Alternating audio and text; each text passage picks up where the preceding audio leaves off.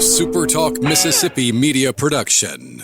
You're listening to Sports Talk Mississippi On Demand, presented by Pearl River Resort. Escape to Choctaw, Mississippi and enjoy world-class gaming, the Dancing Rabbit Golf Club, and Geyser Falls Water Park. Escape to Pearl River Resort.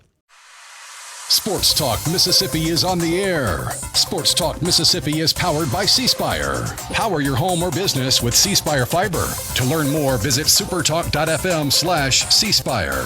C Spire Fiber powers Super Talk Mississippi.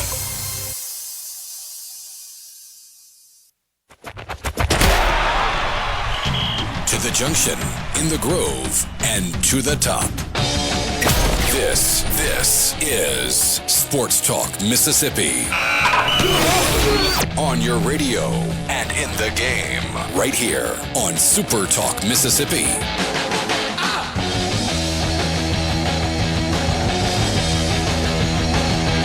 Welcome in on this Thunder and Lightning Wednesday. So excited for the 6 o'clock hour today because Thunder and Lightning will be on the air.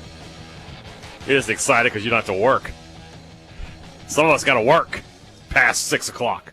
So glad that you guys This is gonna be a really are with long. us. This is gonna be a long day for old Brian Hadad because after Thunder and Lightning, I'm gonna go to the game, go to Mississippi State Auburn at the Hump, and then I got to come back here and do some podcast stuff. Jeez, so, that is a long day. Yeah, it's a long day. You know, as long days go in this business, I've got one. That's a long one right there. I'm Michael Borkey. He's Brian Hadad. This is Sports Talk Mississippi. Baseball, we talked about it kind of during the show yesterday, but we got some finals. We will talk about those. We will catch up from the Southern Miss side of things with Dima here coming up in about 30 minutes from right now. And I had a chance about an hour ago, actually, to visit with former Ole Miss offensive lineman Micah Pettus. Finished his career at Florida State. Gave me some time, though. I asked him about tampering, and hey, Dad, you're going to love his answer. He was like, it happens all the time. I was getting calls from coaches during the season, but Florida State didn't do anything wrong. He get a big smile on his face. I'm sure. It was great, but a good conversation with him as well. So glad you guys are with us. We'll talk baseball here in just a second after Hadad pays some bills for us. Yeah, we are here in the Pearl River Resort Studios. PearlRiverResort.com is the place to book your next great weekend. Great entertainment, great dining, great gaming, and just great relaxation. Whatever it is you want to do this weekend, you can do it at PearlRiverResort.com. C-Spire text line is open to you at 601-879-4395. Looking for game-changing technology? Then you need C-Spire on your team. 5G wireless, fiber home internet, and business IT solutions built as tough as your defense. Learn more at cspire.com. C-Spire, inspired by you. Yeah, hey, Dad, you are echoing, and it's because you are in a different studio today because we have a billion sports happening today. I think I fixed it, but that was the text line was like, hey, Dad, it's echoing. I was like, gosh darn it, I could have fixed this ahead of time. I could have, but we all know that you're a lazy bum. You wait till the last second to do everything. I did fix it. Okay, but it's just easy to forget that is a thing that happens. But I think we're good now. So. Very good. All right, we sorry got it about fixed. that, guys. On the text line, watching on the stream, we're good to go now. This guy, I know, jeez, unbelievable. So we got baseball from yesterday to talk about. Yes. Where were you going to go? I was going to start in Starkville actually because we got our first look, or the country got their first look, based on social media activity of Jack Bauer throwing 100 from the left side. I'm hurt that you didn't have the sound effect ready to go. We got to go ahead and get that sounder downloaded, that 24 thing. Before we get into yesterday's game, State is playing again today, 4 o'clock first pitch against Alcorn, and the lineup is up for that one. Yeah, so we've got some what's the word I'm looking for? Some changes in the lineup for Mississippi State. Bryce Chance back in the lineup. He's leading off. Aiden Teal batting second. He's in center. Bryce Chance is in right. Ace Reese, he of the 5-for-5 day yesterday, is batting third and playing third. Vitas Valencius, left field today. He was 3 for 3 yesterday in his Bulldog debut. Bulldog debut for Drew Wires, the American East Player of the Year. He gets to start at shortstop. Blake Beavis back in the lineup at first base. Another debut, Peter Mershon at DH. He is the brother of David Mershon, former Mississippi State shortstop. Another debut, Andrew Raymond gets his start behind the plate. He's the third catcher State has started this season. And then Gatlin Sanders at second, and on the mound for Mississippi State, another debut, the South Carolina transfer, Tyler Pitzer, who had a monster summer up there in the Cape. He gets his first start of the season against Alcorn. As far as where were we going to go yesterday? Jack Bauer, Yeah, I saw it. So, midweek games sometimes are not noteworthy. You beat a team you're supposed to, all that. But when you get that, then it's a little bit more than usual on a Tuesday night. Mm-hmm. So, on I guess this would have been today's Thunder and Lightning podcast, Robbie and I were asked about Jack Bauer, and we were like, look, he's a freshman. The physical tools are there. We know how hard he can throw, but, let's keep those expectations low. And, whatever happens, happens. And then he just goes out and he throws 99 like he's not even trying to throw the ball with a 90-mile-an-hour wipeout slider, and he strikes out the side in the eighth, and I was just like, well, never mind. We're not going to be able to keep expectations down on this kid. Now, he goes out and pitches the ninth, and he looks more like a true freshman. He runs into some trouble, walks the bases, and they have to take him out of the game. And Robbie and I both agreed that in the moment, I thought they should have just let him pitch the eighth, have that moment, walk off the mound, come out of the game with confidence, build off of that. But O'Connor went the other way. He let him pitch the ninth, and he said, I want to see how he reacted. I want to see if he got into some adversity, how it would go. Probably the right decision, if we're being honest, because this is a guy his physical tools, the ability to throw the way he does, means he's going to be put in high leverage situations. I mean, you throw that hard, you're probably going to end up being a closer. The people want to probably, instead of having to, budget the velocity for 6 or 7 innings, they'd rather you just come out there like Landon Sims and just go all gas, no brakes for an inning and get 3 outs. But man, it's exciting. It's definitely very exciting to watch him pitch. If you go back and watch that, Michael, he's throwing 99, and as a friend of mine put out, who's a former baseball coach, he's like, he was throwing a bullpen. He's just effortless, easy as can be, throwing that ball 99 miles an hour. That slider is just filthy. I think he had 2 swords in there. Just gross. But then how did he end up going to college? I think he had a really high number, and I think in college you can get a high enough number to be like you could still get money, but I think he just wanted to come play in college. To be honest with you. Good on him. You get an education, you still get paid, and you can throw gas and not have to bus from Spokane to whatever small town the Spokane Admirals or whatever they are. Yeah, this is a guy who, he might have been a second rounder this year. This is a guy who, with his tools, can be a top of the first round guy if he gets everything going, right? Because left-handers who throw that hard, they don't just grow on trees. There's a lot of potential. There's a lot to like. But, again, he is just a freshman. We're going to see how they manage him.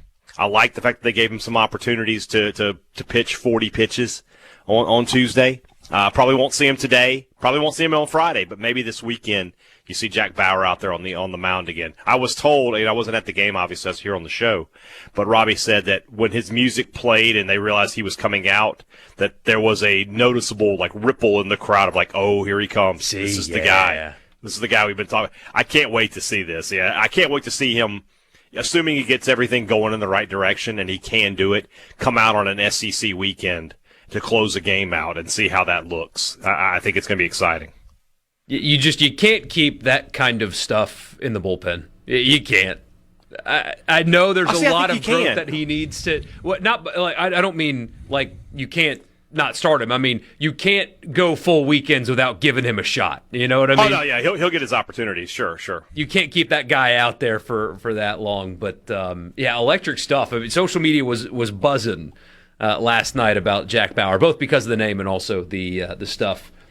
The name adds to the mystique, right? Like, if his name was Bob Smith, they'd be like, oh, this guy's an interesting prospect. The fact that his name is Jack Bauer and he's, got the 24 thing going, it adds to that, right? Mm-hmm. 100%. I think, anyway. I mean, it's like Trinidad. Him having that name helps with his popularity. He's got a cool name with the flag and all that stuff, and people are like, oh, that's cool. He's got a cool name. There's absolutely something to that. I agree with that. If Tiger Woods' name was John Davis, he still would have been awesome, but he wouldn't have been Tiger. With the Tiger Club head and all that stuff. I mean, there's something in a name for sure. Ole Miss has a lineup out as well. They will be getting started with Jackson State here in a little while also. And give some thoughts about their walk-off win last night after 5 errors as a team. And that's a little early for that talk. A little early for that talk. And also USA-Sweden in the elimination game underway in the Olympics as well. So a lot going on today. Glad that you guys are with us. Sports Talk Mississippi from the Pearl River Resort Studio. Stick with us.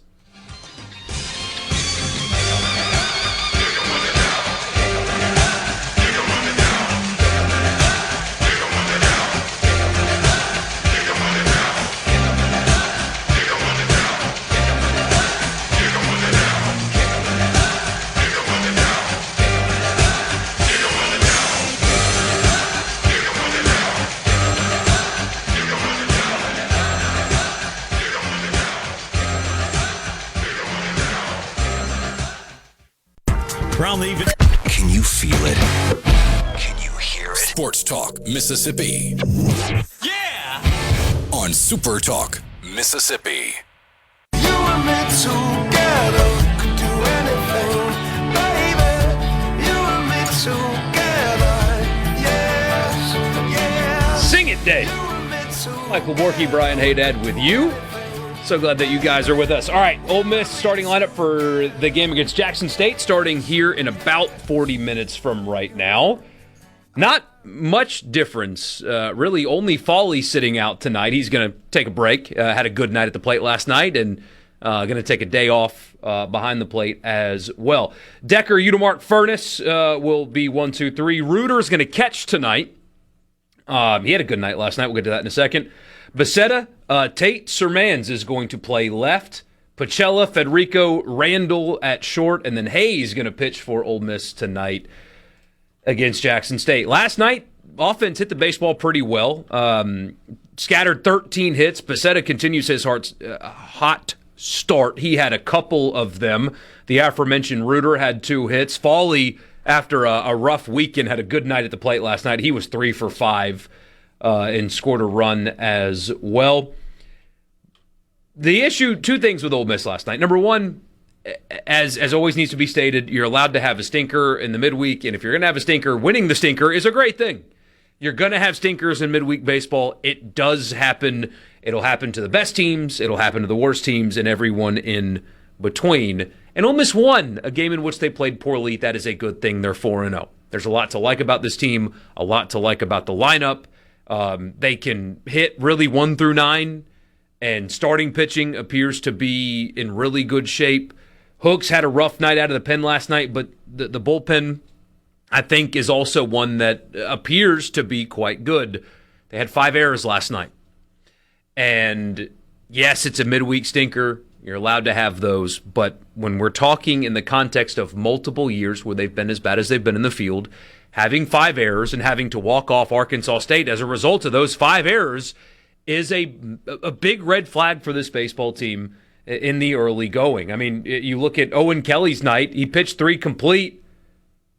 And Hadad, he gave up 4 hits and 3 runs. None of them earned. I mean, that's the kind of things that you're going to get punished. Americans score to go up 1-0 in the quarters. That's the kind of thing that will cost you games that you should not lose in conference play. They have got to figure this out fast, but it's a multiple-year problem. It's carrying over from last year. They've got to get better and fast in the field because you can't play like they've played in the field and win close SEC games. This will bite them unless it changes. Yes, they won. It's a great thing. They're 4-0, probably going to win tonight and get into the weekend 5-0. There's a lot to like about this baseball team, and there's one thing that you really so far cannot like. If you're talking about Arkansas State, if you give Arkansas State 5 errors, they scored 5 runs. Is that right? Or is it 6 runs? 6 runs. An SEC team, you give them 5 free outs, you're going to the double digits for sure. You give Mississippi State, LSU, Arkansas, Texas, those kind of teams 5 free outs, they are going to make you pay. You're not going to win games in the SEC it's tough to win games in the SEC when you have 2 errors. 5 is you're just not going to win. One beats you it's some almost nights. Impossible. Yeah, it's almost impossible. So they've got to get that squared away. But like we talked about in yesterday's show, defense feels like something you can get better at through the season, right? Hitting and pitching just kind of is what it is, the talent of your team. But defensive fundamentals, those are things that you can get better at. So we shall see. They've got to figure that out, though. Somebody says it's game 4. It is game 4. It is. Well, we dealt with this yesterday. I know baseball covered up a lot of our stations. It's a multi-year problem, though. Right. Again, it doesn't mean they can't improve. They certainly can. This can be a nothing burger here soon. The last time you saw this team play before this season began was when poor defense cost them a home regional against a 4 seed. Doing the it's game 4 thing is not, in my opinion, you're free to disagree, and I hope you do. In my opinion, using it's game 4 when you have years of the same problem, it's not looking at it the right way. But that's just me. Well, I mean, I agree with you, though. Like, people want to talk themselves into, well, it's game 4, there's still a long way to go. If you have problems in game 4, do you think when you have a problem, you should just go, well, it's just game 4, and not try to fix it? Not try to fix it immediately? You want to get it fixed today, if you can. So, the fact that it's game 4 is irrelevant. You've got a problem, you have to fix it, and you have to fix it as quickly as possible because you don't want to lose games. All right, losing non-conference games is how you don't host. Losing conference games is how you don't host. Mm-hmm. You want to play for – this is Ole Miss baseball, all right? They're not just out there for grins and giggles. They want to compete for the national championship. And they do everything else well enough to be a team that can host. To be right there. So you cannot be a national championship team fielding like this. They've got to get it fixed. So yeah, it is early. I don't want to look up. If you're an Ole Miss fan, you don't want to be looking up in game 24 and saying, "Wait a minute, why do we still have these problems?" If you say it's game 4, my question you'd be like, when is it okay to start talking about it? Game 10, game 15, game 20. When is the appropriate time where I can say, okay, defense is a problem for this team? It's a good question. Yeah. It's, but again, everything else they do is that of a team that can host again and make a lot of noise because they do a lot of things really well. I know it was just Nevada, but you have a large sample size. I think starting pitching is going to be a real strength of this team. I really like what they have on the mound so far, and especially Libert on Sunday, a lefty with his kind of stuff in Game 3 of a series certainly can be. A big-time weapon. So there's a lot to like, and we'll see what they're able to do tonight. Couple messages. It's not too early to tell. Another one. I felt the same way last night watching the Bulldogs play. Seemed like when he came to the top of the 7th, they fell apart and nearly allowed Troy to come back. Yeah, the game never got squirrely, but it did kind of... Nah. It slogged a little bit there at the end. Well, I mean, they go to the top of the 7th, up 10, and you're thinking, okay, 3 outs, and they're going to get the win, and they couldn't do that. They give up some runs, and they have to play the full 9 as a result of it. And then, like I said, in the 9th, a few minutes ago, Bauer comes in and for the second inning, and he's got some wildness, put some guys on base. They're able to finish it up. One thing we haven't mentioned, we've given so much credit to Bauer. But there's another freshman in there, Maddox Webb, this is his second time that he's the last guy out of the bullpen and wanting to close it out. Got a save in Game 2 on Saturday, and then comes in yesterday, and he's the last pitcher to throw. That he's the guy who closes out the game. Not a save situation, obviously, but pretty. It's interesting that they're relying on him so early in the season as what appears to be a de facto closer. Couple more messages. But it definitely does seem odd that when Ole Miss faces the other team's number 4 weekday starter, they don't just light them up more than they do. That's just a baseball thing. That happens all over the country. Look at scores for every midweek. You're going to have great teams that score 4 runs in a midweek game. I mean, it's how it is sometimes. A lot of that is because these guys, when they practice against SEC pitching, they're facing guys who throw 90+. And then they go play in the SEC games, and they're facing guys who throw 90+. And then they face a midweek guy who throws 87. Or like today I'll just go ahead and tell you, with Mississippi State, first time through the order can be tough when you play a team like Alcorn, whose pitcher is probably going to top out at 86, 87, who, is going to his off speed is not going to be that great, but it just takes some timing because you're so used to facing 90+. Second time through the order, that's when they normally start warming up. So just be aware of that today with State and Ole Miss, that those two teams the first time through the order, they may have some issues. Yeah, Alabama, I mean, there's a lot of big scores in the league last night, but I promise you this happens all the time. Alabama, a good team, scored 3 runs last night against Samford. That's midweek baseball for you. You had losses. Kentucky lost to Morehead State. Auburn, number 9 Auburn, lost 8-0 at home to Cincinnati.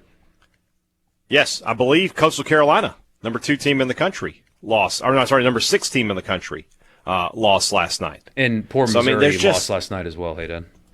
Well, that's kind of is what it is. So that's tough for them. That's not one I can get too riled up about. They've already got 2 losses. So yeah, Kentucky lost. Coastal Carolina did indeed lose. You mentioned Auburn. Auburn lost. Wake Forest and Miami, both ranked teams, won by 1 run. I'm trying to find there was another loss as well yesterday. I'm trying to find it. Oh, yeah, TCU. TCU lost. Number 7 team in the country. They lost 11-8. So all over the place. Really, it's just midweek baseball. And, hey, the best thing is I'm sitting here complaining about a game they won. So that's a good thing. Ultimately, hey. I think Bianco would – I always say this, like coaches, they love a scrappy win. Give them something to complain about, but you got the W. Yeah. So, speaking of scrappy wins, Southern Mississippi had one last night. When we come back, Dima Mixon from Pine Belt Sports and the Eagle Hour will join us to talk some Golden Eagle baseball.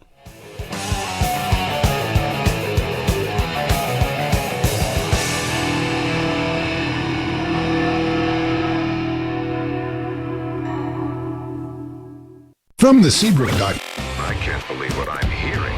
This is Sports Talk Mississippi, right here on SuperTalk Mississippi.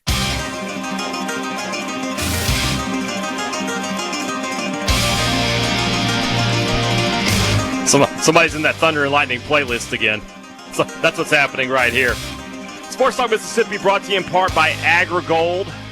AgriGold believes that progress 100% starts with the people in the field and the seed. I'm trying to find my thing. Where did it go? I have my little read list. Oh, it's not here.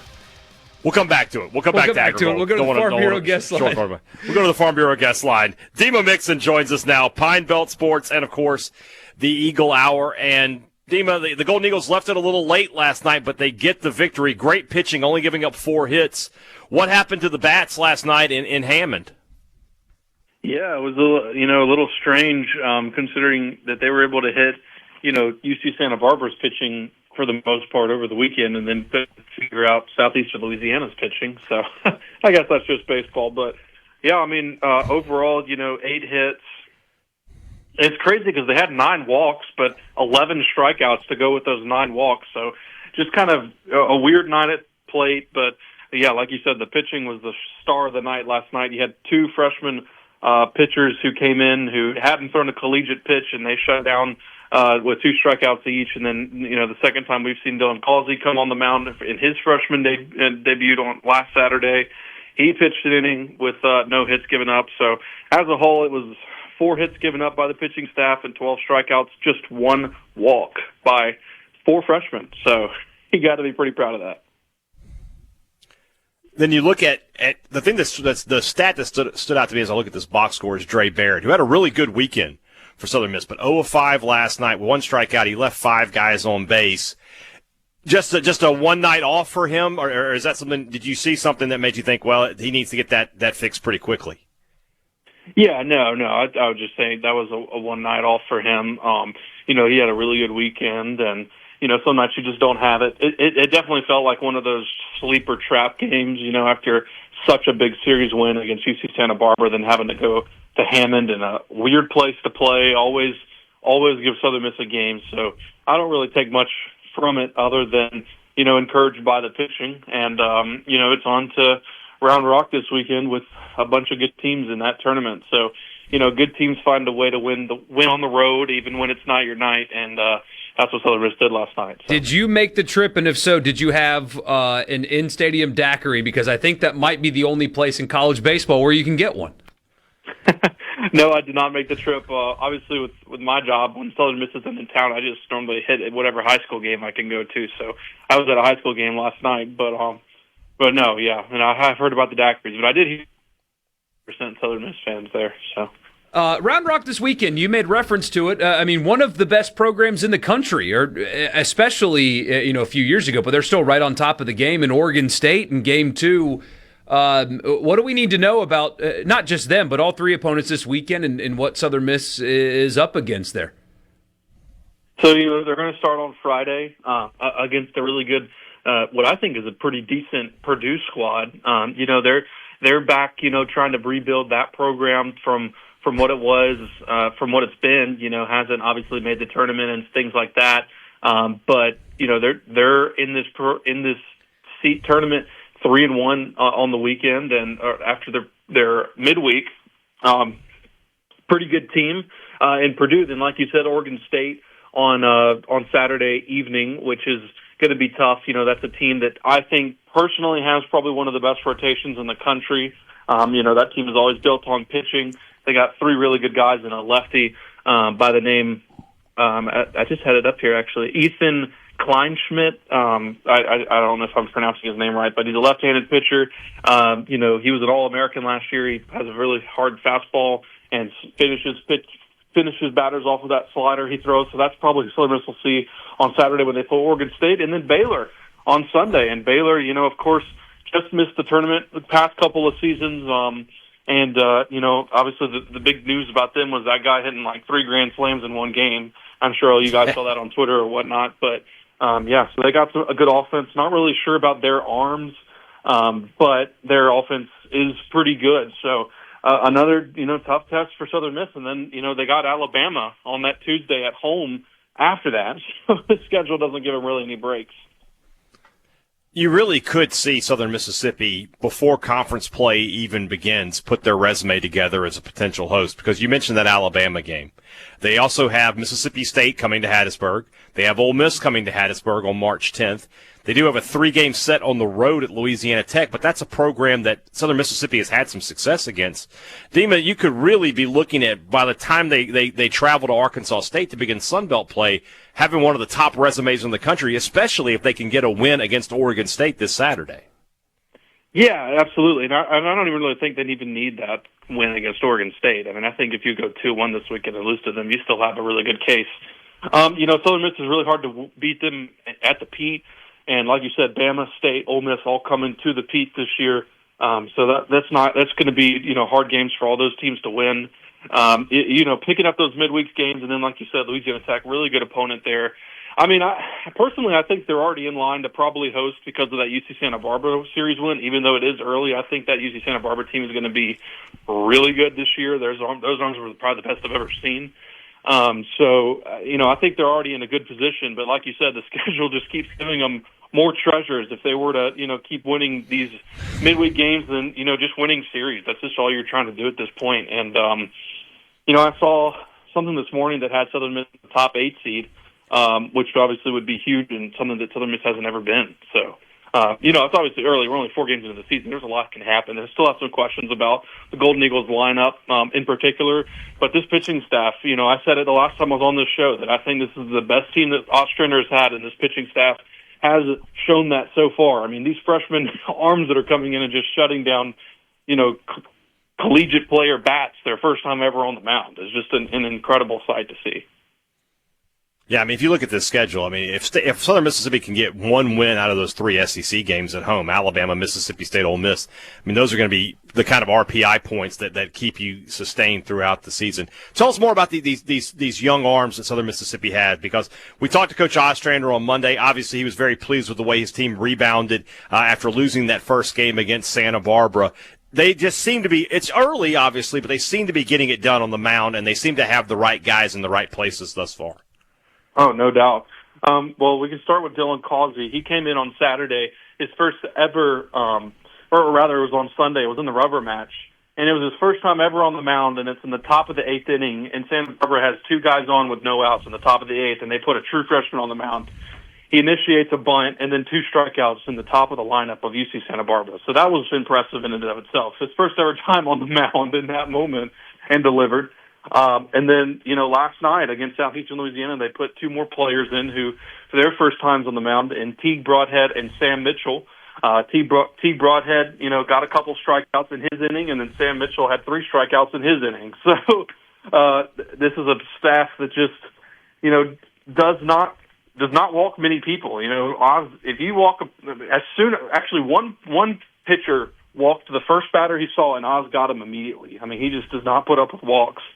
And that's not even to mention all the other arms they have. I mean, that's just the freshmen, and a couple freshmen we still haven't even seen yet. But Camden Clark from PRCC, he's been absolutely lights out in the back end for them. Josh Ock is coming along just fine on the back end for them. They obviously have Cross Sibley, who's put in so many innings for them over the years. They just have so many, a plethora of treasures in this bullpen for the Golden Eagles.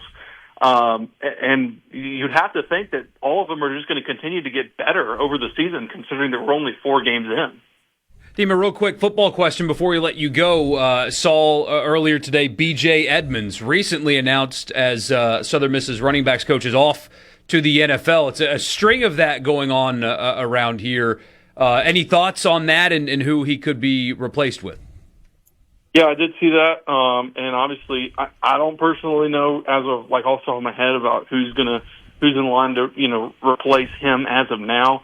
Obviously, it's a pretty late coaching switch, so we'll have to see how they tackle that. But Blake Anderson has always been under this kind of notion where he goes and gets guys that he's familiar with. So you'll be looking at his past at Utah State, Arkansas State, guys he's already coached with. That's kind of the way he goes down in decisions. I mean, all of the coaches he hired were coaches he's coached with before. So, that should narrow down the search a little bit for him.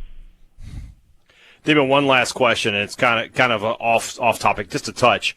We have a couple of ad reads where I make comments about tailgating, and I know at State it's the Junction, and I know at Ole Miss it's the Grove. At Southern Mississippi, what is the communal tailgating area called? I need this for my own knowledge so I can do these ad reads properly. Man, I guess it would be Spirit Park would be what they would call it. I mean, that's I guess. I really don't know the answer to that question. That'll work. That'll work. As long as I got something to say as opposed to down in Hattiesburg. I always feel bad when I say it that way. So, Dima, I appreciate it, and we always appreciate you here on Sports Talk Mississippi. You brought great information as always. We'll talk to you again very, very soon. Yep, anytime.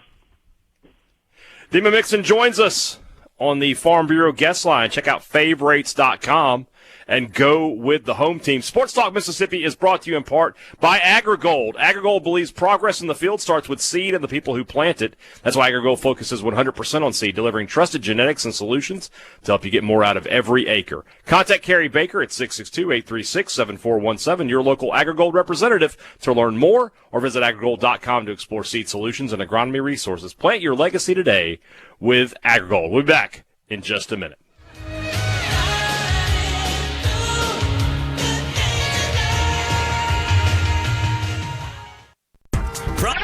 Hey guys, What's happening? What the heck are you doing? Sports Talk Mississippi on your radio and in the game. Sports Talk Mississippi. Strength to carry on, 'cause I know it means to walk along the lonely street of dreams. And here I go again on my own, going down the only road I've ever known. At 5:59 tonight, because that's what I have to do. Sports Talk Mississippi. Con Knuppel was asked who he would. I know. That's the name. That's the name. What do you want me to do? Did you? It's his name. So he did I know where you're going with this, but he did an interview with Bill Simmons for the Bill Simmons podcast, and then apparently afterwards, because he was staying 30 minutes away, Bill just gave him a ride to the hotel. Couldn't put this grown man who makes however many $1 million a year in an Uber or a car service or something. Gave him a ride. Simmons is older than me. He's 55, 56. Con Knuppel's 20. Isn't that weird? It's weird, right? It's a little weird. It's a little weird. Okay. The number 4 overall pick in last year's NBA draft. He's a current Charlotte Hornet. He played at Duke, if you're not familiar with who he is. But he was asked. I made a great joke about his name on this show, and Richard was so embarrassed. It was a great one. It was a great joke, though. During an interview, he was asked who he would want to play a historical figure of any kind in one-on-one. His vote, a good one, but his vote. Not Jordan, not Magic, not LeBron. Jesus Christ himself is who he picked. He said, quote, "He might beat me, but I think that would be cool." He might beat you. You think? He said a conversation would be better, though. Yeah. Well, remember yesterday or the other day we were talking about time machines, and I said that, and you were like, "Oh, blah blah blah." I want to watch Revolutionary War battles. Is what I want to do with a time machine. Exactly. But yeah, he would play one-on-one against. Could you imagine getting dunked on? Because he'd dunk on you. Oh yeah. He would remind you who he is, but a conversation would be better. Jesus? Though. Yeah. Would dunk on him? Yeah, I agree with that. Yes. He would dunk on you. He would let you know. You think you're good? Our Lord and Savior with the Euro step. He's just right. You can't call him for traveling, though. Yeah, could you imagine if he dunks on you? Travel. You can't, He would set the game as they're going to play on water. Yeah. You can't. Step your game up, Con. I got this. Yeah, that'd be hilarious. I love that. What a wholesome answer, though. It's I'd rather talk to him, but if you maybe pick a guy to play one-on-one, it would be him. I like where your brain's at, Con. I like it. I don't mind it. I don't mind that at all. That's fantastic. Speaking of time machines, you were complaining about the lack of time machines, right? Yeah. Why don't we have those yet? All right. I found out there actually is one. Just go to the bathroom and don't take your phone. You just went right back in time. Just went right back. You're reading the shampoo bottle. You got a book in there, maybe. Sports Illustrated. It's like being back in the 80s. Yeah, it's back in the 80s. You got a Pat Riley column at the very back. You're reading Rick Tielander. It's not okay. Pat Riley. Rick Riley. Not Pat Riley. Pat Riley. Rick Riley. Rick Riley, yeah. The Kate Upton guy. Exactly. Yeah. So yeah, it's just a time machine. You just go in the. I'm not old. I can't read that. That is such a good joke. I can't read it. I don't think I can read that. Drink a lot of bourbon fast is a time machine. Agreed. That's another one. Yeah. Who refs the game? Who refs this game? I don't know. David. We need somebody who's unbiased. Did you say David? Yeah. Like King David? I guess. I don't know. I don't think that's a good choice. I don't know who refs the game. You need Solomon. He was known for his wisdom. There you go. Oh, but then how can he be a ref? What do you mean? A ref known for his wisdom? That doesn't make any sense. That's a good point. It's a good point. Yeah. By the way, apparently our enjoyment of mocking officiating got to the MAIS officials, and one of them pulled me aside at the state championship game to tell me that they don't like what we say about refereeing on this show. He's like, I love you guys. We don't like all the missed calls. He's like, I love you guys. Simple as that. Take it easy on refs. We'll stop talking about it. We'll stop talking about it when they stop blowing calls. Very simple. It's a simple thing. Jeff says, our Lord and Savior with the Euro step. That may be the number one Hadad quote. That is a really good one. That's really good. The number one could have been this joke the guy made here on the C Spire text line, 601-879-4395. I am not 100% comfortable saying it. I'll be honest with you. So, yeah, I think we're good. I feel like it's close. It's close. So Abraham could be the we got a lot of great options there. Coming or up, do you go like, completely off the grid and get like Muhammad? Yeah. Yeah. He's unbiased. One way or the other. In the next hour, baseball will begin. We'll start our updates there, and you'll also hear my conversation that I had just a little bit earlier today with Micah Pettus as he gets ready for the Combine and the NFL Draft. I ask him about his favorite memories and also tampering. So we'll get to all of that coming up in the next hour. Sports Talk Mississippi after the news. Your home. Let's go. To the junction, in the groove, and to the top. Don't hurt yourself. Sports Talk Mississippi. On Super Talk Mississippi.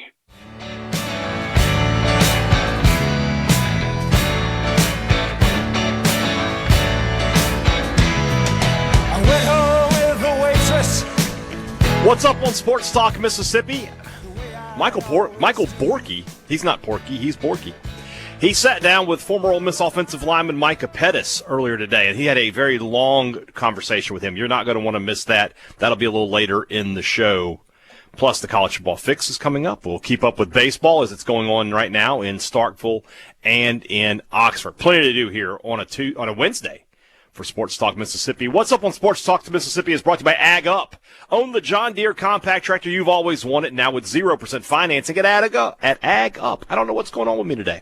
Earlier today, I got a haircut. I couldn't hear anything. She kept telling me stuff, and I'm like, what? Maybe I'm falling apart. You know what's not falling apart? Man. The deals at Ag Up. I know. Whether you're trading in, upgrading your land, or need a new landowner needing equipment, your down-home team will get you the right machine at the right price. Now with 0% financing on all 1 through 4 series machines, stop by your local Ag Up or visit us at agup.com. Your down-home dealer. Offer ends April 30th, 2026. Some restrictions apply. See dealer for details. Yeah, she said something, and I just looked at her. I was like, what? 2 seconds later, she says something again. What? And I just apologized. I was like, I didn't go to a rock concert last night. I don't know why I can't hear you, but I got my haircut, though. So. I go to the same woman every time, and we have a really I don't have that luxury. We have a really good relationship. It's one of those. Yeah, I have one of those, like, you just walk in, and there's, like, 5 people there, and whoever's up next in the rotation, like, are you ready? Yes, I'm ready. I don't want to wait. So. But we banter. She's a banterer. Yeah.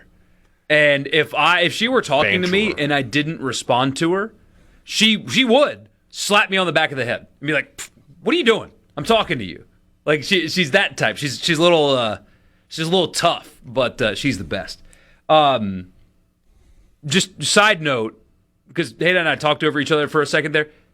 Because of all these games going on, Hadad has to be in a different studio. There's a slight delay, so this is kind of part of our day today. We got to deal with it.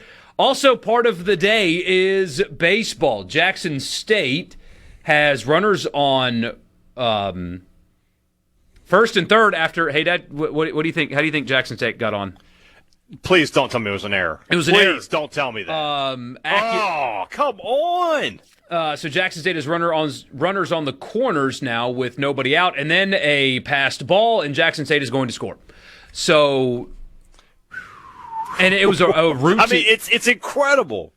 Routine ground ball to second base. Throw is accurate. Touch high, accurate. Just nicks off the glove of Furness. And then literally the next pitch is wide, gets by the catcher, and Jackson State scores. So they have no scoreboard up, actually, but I saw all of that happen. So that is how I know what the score is, and there's nobody out in the inning.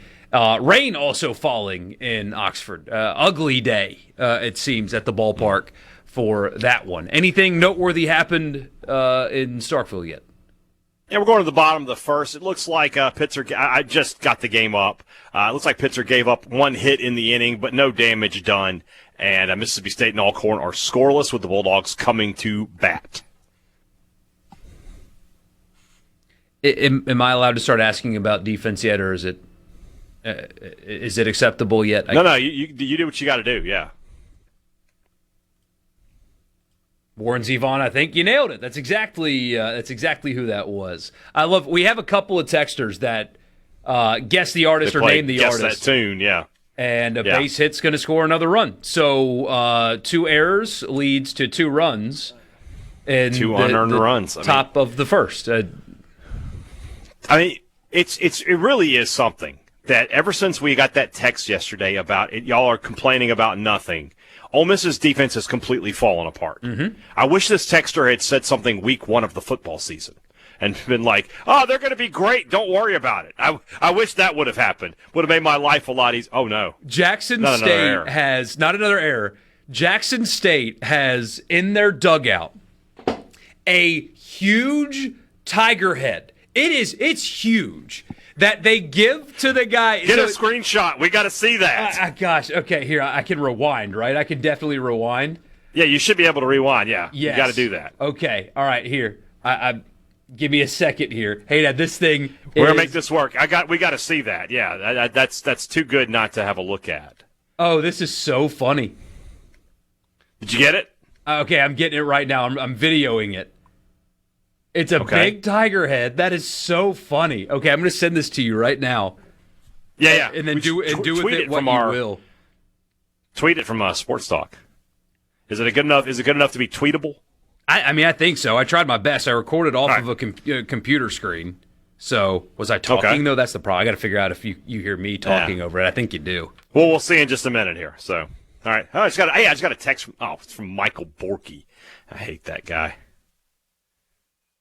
Okay, how do you mute a video? Yeah, I can't hear you. How do you mute a video? So you just got to mute that. That's incredible. I love it, though. That's fantastic. That's fantastic. I love it. That is so funny. And the SEC cracked down on the props and all that. I'm glad to see that's not the case here. That's good stuff. That's what we like to see. That is. They're just having fun. Let them have fun. Yeah. I don't know if I told you this or not. It's a game. It is a game. I wish Jackson State would have a basketball goal so that each run they could do a slam dunk.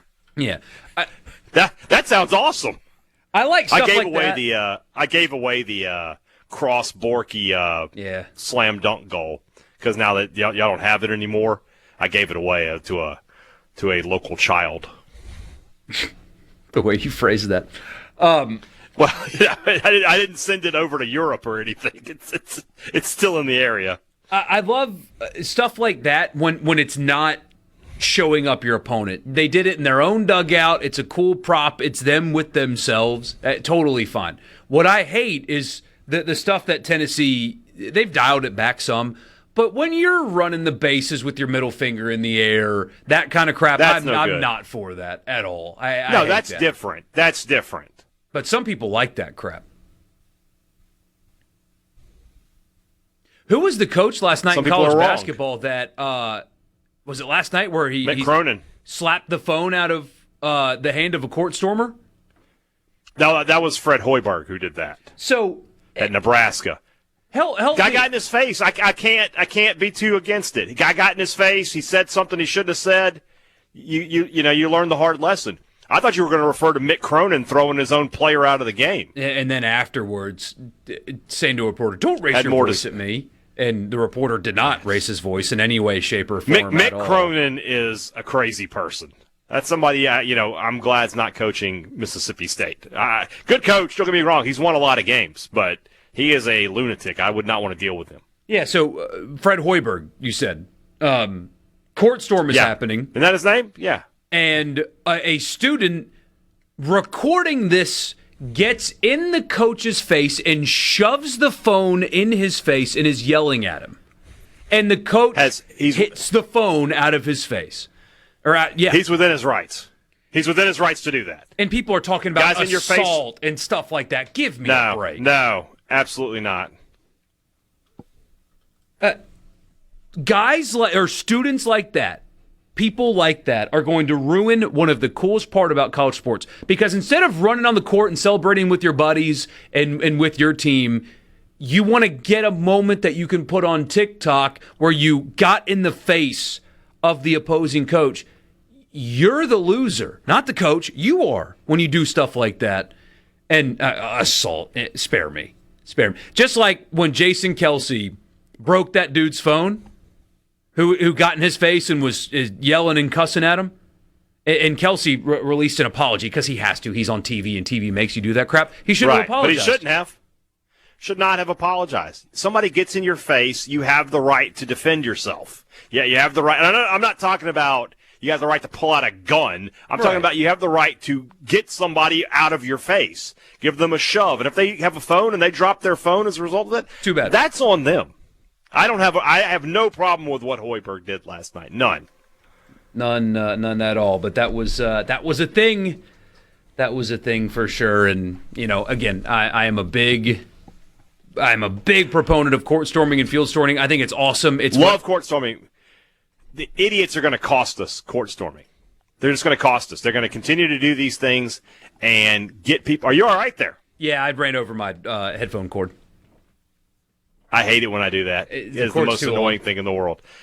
I have that problem. Sometimes it'll actually wrap around the chair. Oh, no. And you've probably seen me a couple times. Yeah. Like, I'll have to pick the chair up and turn it over and uncoil it. It's so annoying.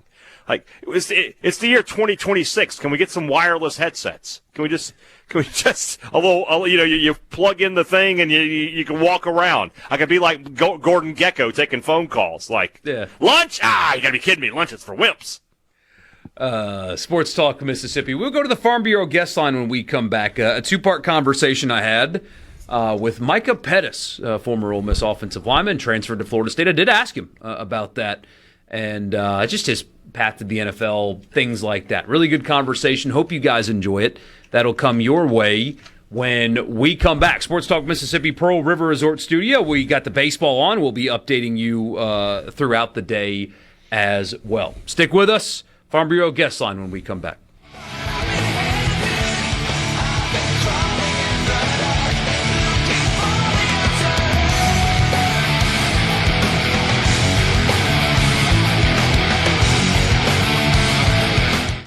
In the Venable Glass. The sports.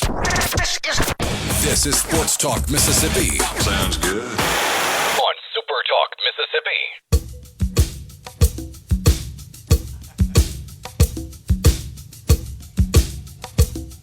Welcome on former Ole Miss Rebel, and I guess also now former Florida State Seminole, Micah Pettus, getting ready for the NFL draft. Literally just got done training. So, Micah, let's start there. What exactly right now are you working on ahead of the draft? We're working on, combine, pro day specific things like the drills and the L drill, the 5-10-5, the 40, like our starts, and weight training as well. Also on the field stuff, with working on the board, like getting ready to get in front of teams, in front of GMs. I had a chance to do that a couple times at the bowl games that I attended. Just working on everything that goes into being a pro, learning how to properly be a pro right now. So that's the interesting part. The most interesting part about the draft to me is not necessarily football. It's as you said, learning how to be a pro. So when they get you on these boards, as you say, what are you preparing for? What kind of questions do you think they're going to ask you? What's the preparation for the mental side like? It's a lot, man. They could really ask you anything. They know everything about you. I mean, like they're about to invest millions of dollars into you. So I mean, like they do their due diligence and they really do their research and they know everything about you. So that you could really get asked about anything. They want to see your football IQ. They want to see how you react to things. They want to see everything. So like in the meeting, like what we're preparing for right now is like the X's and O's things of getting on the boards that might ask you to draw your favorite play against a certain defense or a certain scheme. And And, so you got to be ready for that, and you got to be confident in your answers, and, like, don't be up there asking questions or saying things with a question mark, you know what I mean? Like make sure they know you know what you're talking, make sure you know what you're talking about as well. Yeah, no inflection at the end. No, well, I think we're doing this. Yeah, right? yeah. This is what we're doing. Sir. So you did one of the All-Star games. I saw your interview at the Star in Dallas. You couldn't participate in the game. You got hurt. Are you okay? Oh, no, I didn't get hurt. That's the thing. My pads never made it. For the State. Yeah, okay. So I did the Hula Bowl early on in the new year, and then I also got an invite to go to the East West Shrine Bowl. And Florida State, they sent my pads off, but they never arrived. I guess they got lost at the shipment facility, so I had to borrow pads to be able to practice all week. And I guess the other guy needed a pass for the game, or whatever, but I wasn't able to go. So that probably took you back to like your middle school days, huh? Where you had to helmets with guys and stuff. Yeah. No, they found me an extra helmet. I used someone else's shoulder pads, and I just made the most of my opportunity. So what was that process like, the All-Star game circuit? Because obviously you played a metric ton of college football, but when you're doing one-on-ones in practice, you got coaches watching you, and those are very important, but it's different when you have 32 NFL teams watching you do those things. Yeah, I just treat it the same as I always have. At the end of the day, it's football, and the stakes are a little bit higher, but football is football, and they're looking to see how you gel with new people, new teammates, and, you learn a whole new offense in 2 days, and trying to see how you retain information and how you're able to go out there and apply it as well the coaches in the All-Star game are either former coaches or actual coaches right now. So, you're getting to see what it's really like to be coached by an NFL coach. And, it was a really cool experience for me. I'm really blessed that I got the opportunity to go out there and do that. What are they telling you that the biggest difference between college and the NFL is? Like, what's the biggest hurdle that you have to jump over in that transition? From what I heard, the speed of the game. College football is a lot faster than high school football, and the NFL is the elite of the elite of guys. There's a lot of elite college football players that don't even make it in the NFL or get a chance to go to the NFL. So it's a very slim number of guys, and all of those guys are, of that cloth. They're cut from that cloth, so it's a lot faster game from what I've heard, and I'm just interested and excited to be a part of it. What's next for you, immediately next for you in this process? So you're doing some training, but what's the next thing that you're getting ready for? Next, you got the Combine coming up. You got Pro Day. Then you got Combine's in about 10 days, right? Yeah, and then you got 30 visits coming as well. So those are the next things in line right now. Now, I know that you'd be happy getting picked by any team in the NFL. Did you grow up as a fan of somebody, though? Is there that one team that you loved as a kid? I never really was a fan of a specific team. I just a student of the game. I'm from Alabama. Much like Mississippi, we didn't have pro football, so we grew up just watching college football. I watched NFL too, but I had certain favorite players that I really liked, and certain teams I took a liking to when I would play the video games that I like to use and stuff like that. But I never just had a team that was specifically mine. My Saints need offensive line help, so maybe that'll happen coming up in the draft. Yeah, man, I'm open to it, man. Tell them come get me, man. I want to talk about your time in Oxford, and I want to start with this, though. Something that you did really struck me in a good way. So the transfer portal, obviously a thing. You used it. And it seems like a lot of players, when they leave a place, they leave the place, and they leave it behind. And in some cases, there are burned bridges and things like that. Around the holiday season, you invested in Oxford this past season after you finished your year at Florida State. Tell me a little bit about that and why you chose to do that. It's just, Oxford helped me become the man I am today. All the ups and downs and everything through my time there. it made me who I am, and it's a community that showed so much love to me while I was there. So, and while I was there, I did that. behind closed doors with the food pantry. And, it's just something I wanted to keep on doing. I've been blessed and able through NIL and stuff to be able to give back. So I wanted to give back to those who gave importance to me so much. Because, like I said, growing up in Alabama is similar to Mississippi. We don't have a pro team. Those fans, man, they'll spend their last to come see, the Rebels take the field. You know what I mean? So, like, I just know what it meant to them and what it means to me, like, to be able to give back. So I just, made sure I kept up. I called and asked if they needed help, and he said they did, and, I took care of that for them. And, it wasn't for any, praise or anything like that. It's just what I wanted to do out the kindness of my heart.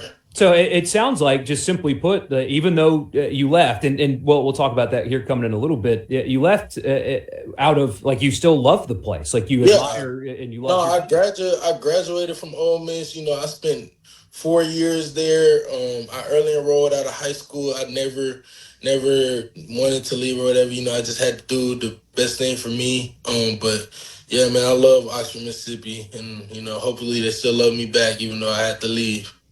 Let's talk about the 2023 season in particular. It was, win 11 games, you win the Peach Bowl. What was the things from that season that stand out to you the most that were your favorite parts of that?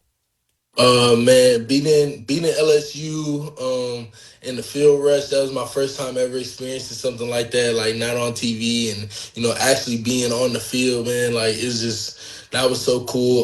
Winning 11 games, cool. Very cool experience. Peach Bowl, very cool experience, because my freshman year we went to the Sugar Bowl, but we lost in New Orleans. So that winning, being a part of that team, to be able to accomplish the Peach Bowl victory, that was very special, and not something many people get to say they got to experience. Did you know at the time during the Texas A&M game when you took a punch, right?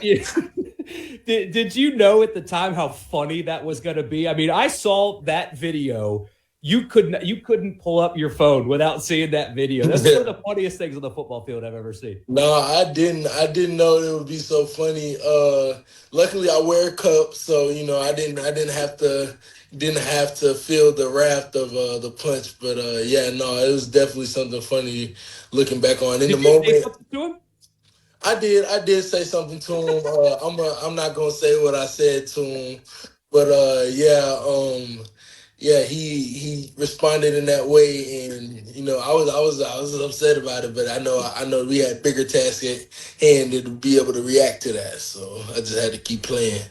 You played a ton of football. What is the most difficult environment that you played in? Oh, most difficult environment. Playing in the SEC, there's a lot of, rowdy fan bases. I would have to say Death Valley.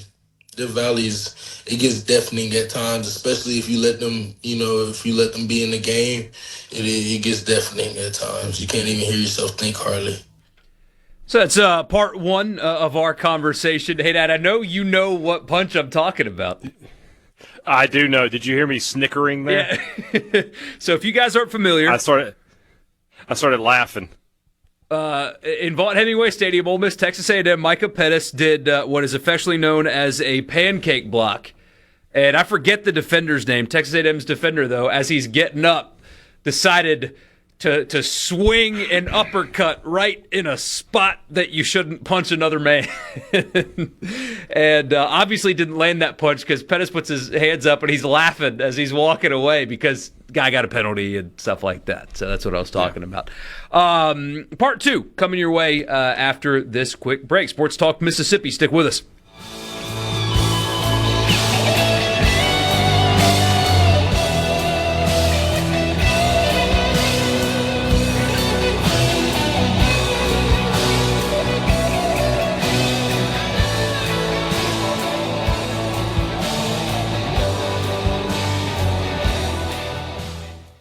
Take the friggin' wax out of your ear. Did you hear me?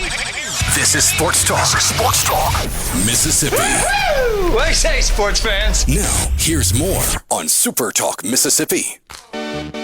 Sports Talk Mississippi. I'm Michael Borkey. He's Brian Hadad. Here's part two of my conversation with former Ole Miss offensive tackle Micah Pettus.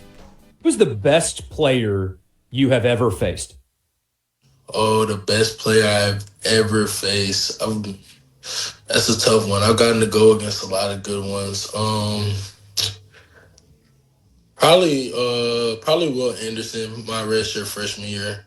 He was really He's good. doing okay at the next level, right? Oh yeah, for sure. Yeah, he's doing more than okay. I would say so myself. Yeah. What do you learn when you play against guys like that? What do you learn about yourself? I mean, you just you learn a lot about yourself. You learn, shoot, that you can do it. Like you blocking a guy like that, and you're successful against him at times, and there should never be any doubt in yourself and what your abilities are and what you can and cannot do. And then you also learn that, shoot, man, there's, that guy get paid too. There's a reason why that guy gets paid. You know what I mean? Like he's cut from that cloth. He's a guy. He's elite. You mentioned earlier you love Oxford. You didn't really want to leave Ole Miss. You ultimately chose to do so. From what you're willing to share anyway, what went into that decision? Why did you choose to go to Florida State? I just had to do what was best for me in my dreams and aspirations of going to the NFL. I just had to do what was best for me as a player to continue to develop and trend in the right direction. I felt like I went there and did that this year from the feedback I've been getting. I feel like I made the right decision. So, I mean, it's not, I would have loved to stay in Oxford another year, especially on the year they just had. Completely proud of them. I was just talking to Jaden Williams about it the other day. I was like, man, we really we came in day one and, we was our first roommates together and everything. And we were just, cause he's out here too. He was at the Shrine Bowl. We were just, catching up and talking about it. And, I was asking him how things were this year. Everybody's still good. Asked about my guy, Tom Luke, long time Rebel. He's still good. So, it's just, glad to hear it. Sounds like there's a little bit of pride in your voice. When you watched them play and make that run, did you kind of feel a sense of ownership? Like, hey, those are my guys and that's my... I mean, I didn't feel no ownership because, I wasn't, I was gone before that team was assembled. They assembled and, they started their work in January. I was at a different place. But, I'm proud of them because I am an alumni and I was there for 4 years. But I can't take no credit for that. You know what I mean? Like, I wasn't there. I wasn't a part of that team. But, and completely proud of those guys. And, it's awesome to watch them play. And, that Ole Miss is at that tier that we, worked so hard over years to, get. And, people got some respect for them now. Like, it's not just like, oh, Ole Miss, you got to play Ole Miss this week. So, that's really cool to see. Without getting in trouble, because I don't want to get you in trouble, I do want to ask about something that's been going on in the college football world, the conversation around tampering. Okay. A Virginia Tech defensive lineman on his podcast laid out, hey, it was week 4 and people were calling me and you had people up in the stands from other schools watching my games trying to reach out to me. Did you experience that? I mean, you were a multi-year starter at offensive tackle. That's a really high commodity in the transfer portal. Were you tampered with? What was that experience like for you? How common is it? It's actually very common in this day, especially with social media. When I'm pretty sure they changed the rules now. Like, there's no more spring portal. Like, I've always got calls from schools and coaches and stuff like that. But it's real. I mean, like, it's a dog eat dog world, and it's just how it goes nowadays. Luckily, Florida State does everything by the book, so nothing like that going on in that situation. But it's definitely out there. That's a real thing. Like, I can't speak for anybody else's experience, but I know that's tampering is a real thing. It's not really nothing you can do about it. And you mentioned you're talking coaches and stuff like that. Did it happen in the 2024 season? Did it happen during that season to you too? Like during the months of September through? Yeah, there were teams seeing if I was gonna enter the draft or not, and if I was coming back to play college football. But I didn't entertain any of it because we're focused at the tasks at hand. But yeah, that's a real thing. You'll get coaches to follow you on Twitter or DM you, and they go about it their different ways. But yeah, that's a real thing. They'll reach out through high school coaches and all. So I mean, like, you just never know. How distracting did that become? I didn't let it become a distraction at all. I didn't, I just went there out the other, like, you know what I mean? Because we're playing football right now. I guess it's nice to feel wanted or know that you're wanted. You know what I mean? But like, I'm on a team. We're doing this. I'm not really paying any mind to that. You're about to enter into a league where everybody not only is paid, but what they're getting paid is public, and some players get more than other, and that's just how it is. There's been a fear among fans with the college game of players, some getting more than others and stuff like that, and that becoming a locker room distraction. You played all through the NIL era. Is that an issue in the locker room, some players getting more than others? Do you guys talk about that? It can be if you let it. I know most schools, they got like agreements in your contract where you're not supposed to do that, so that doesn't become a problem. You know what I mean? Mm-hmm. So, but I mean, like, it could definitely become a problem where a guy feels like he's worth more than what he's getting, or he felt like he was misled or something like that. But I mean, like, as long as you're content with what you got and what you got going on, you just go out there and do your job to the best of your ability. You can worry about that. Where, I mean, like, college football is year to year now, so there's this year to year contract. So I mean, like, you can renegotiate at the end. But I mean, like, no, that's definitely a thing though. I didn't really like have a problem with that, but yeah, I've seen it before. Well, Lane Kiffin leaves your alma mater. He heads to LSU. Pete Golding gets promoted to head coach.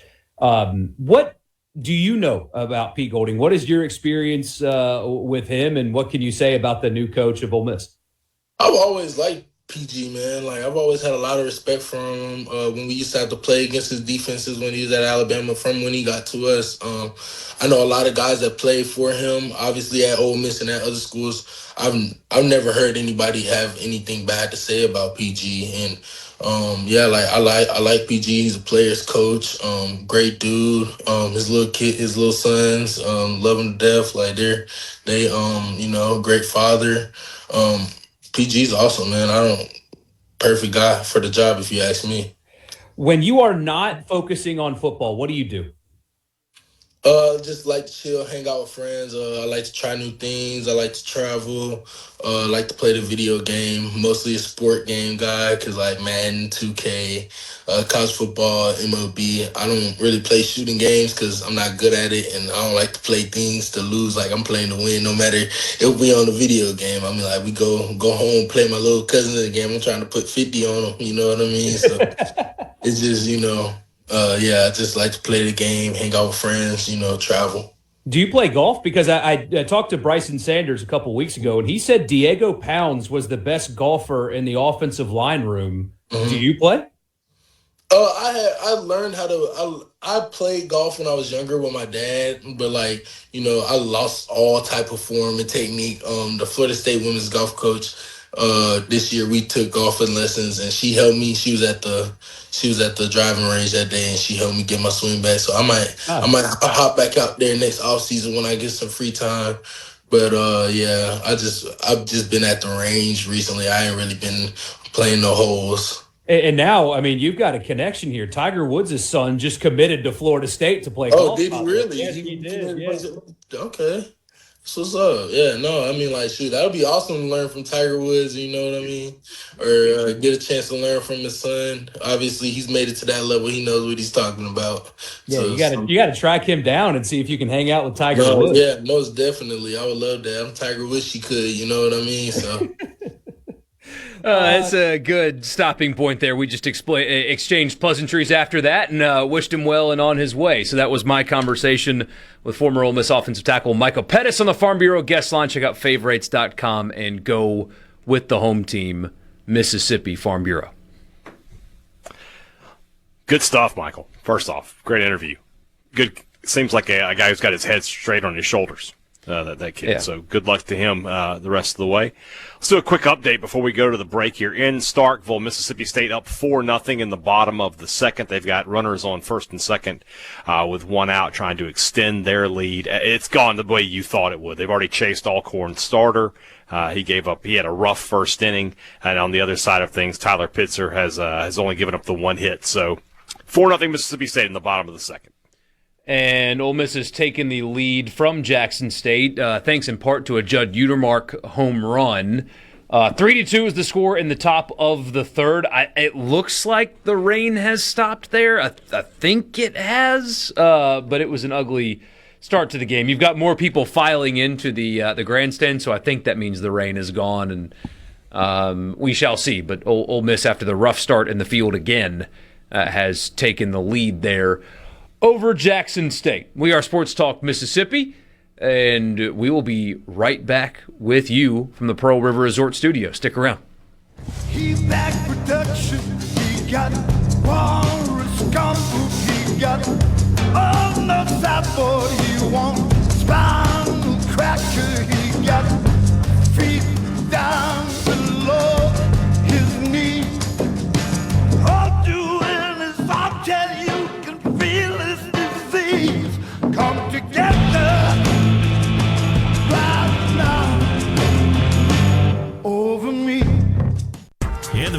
Back to Sports Talk Mississippi. Are you ready? On the SuperTalk app, supertalk.fm, and always on your local SuperTalk Mississippi station. I was caught in the middle of a rainbow train. Underground, and I knew there was no turning back. So we gave you a baseball update. This is mostly just for me. Quarterfinals, USA, Sweden, overtime. Kenny Albert, the great Kenny Albert, take it away. Now Quinn Hughes, we played 3.5 minutes in overtime. Quinn Hughes shoots, he scores! He scores! Quinn Hughes in overtime wins it, and the United States will move on and face Slovakia in the semis.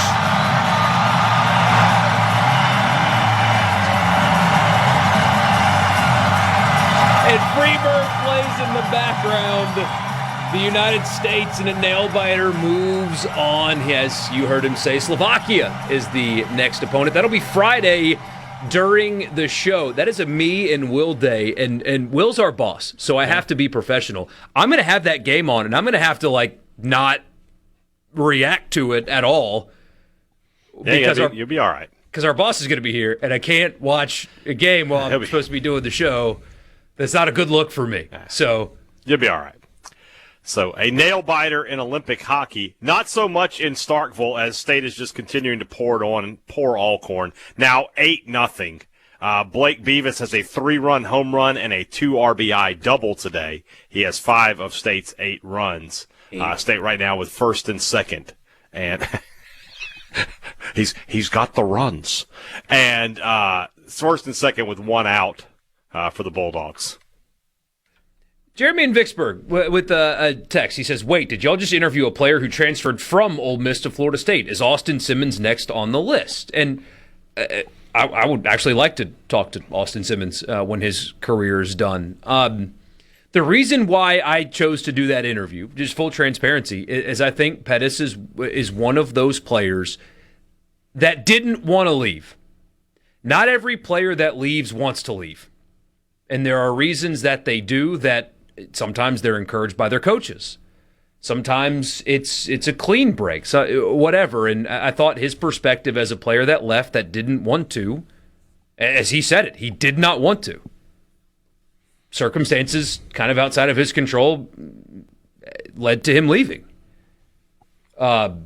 I thought it was interesting to hear him talk about that and the fact that, what is her last name? Her name's Jen. She covers the Cowboys. She does TV work. What's her last name? I don't know. I know who you're talking about, but yeah. In the interview he did on the sidelines at the Shrine game, he told her, say that I'm from Ole Miss.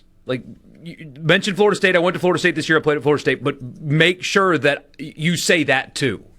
He's obviously very proud of Jane Slater. Jane Slater. That's who it is. Not Jen. Not Jen. Jane. Yeah. Jen Hale also works does TV work, and they look kind of similar. So, yes, I know Jen. Yes, but made it a point to hey, don't just mention Florida State because that's not where I went. That perspective was interesting to me, and I enjoyed talking to him, and so I understand if you're bothered or upset that I talked to a guy that transferred out of Ole Miss, but I think his perspective was interesting. I won't do that with every player that transfers. There are some that did so in an ugly fashion.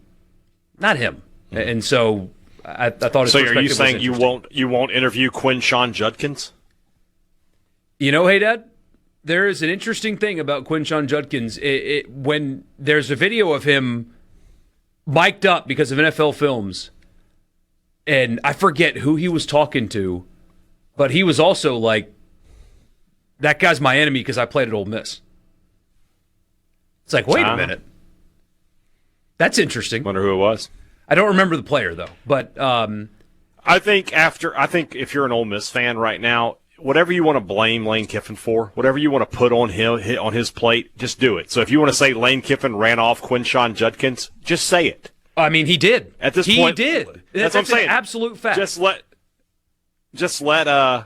Kiffin, let him shoulder the blame. It is an absolute fact that Lane Kiffin told the money people, do not negotiate with him anymore. I'm done. That happened. Massive mistake. That happened. Yeah. It was messy. It was ugly. All of that true. But the idea that Ole Miss, specifically Lane Kiffin, desperately wanted him to stay, and the quarterback desperately wanted him to stay, that's not true. It's the opposite. They should have figured it out because that was the difference between making the playoff and not. But, yeah, he's getting a pass for that, and he should not get a pass for that. He's getting a pass because of what happened in 25, like nationally. Mm-hmm. But that 24 team was an offensive disaster, specifically because of the running back position. Correct. So it absolutely was. Interesting stuff there. A college football fix is coming your way. Hey, Dad, I thought we were done with Legal Talk Mississippi, but this time it involves a Mississippi State player. He got a settlement. What are you talking about, Michael? We'll give you the details a little bit. We won't spend too much time on this, but it is interesting, involving a Mississippi State player, a quarterback in particular. We'll tell you about it when we come back. Sports Talk Mississippi after the news. Closing time. Every new beginning comes from some other beginning's end. Super Talk Mississippi. Introducing to you Sports Talk Mississippi.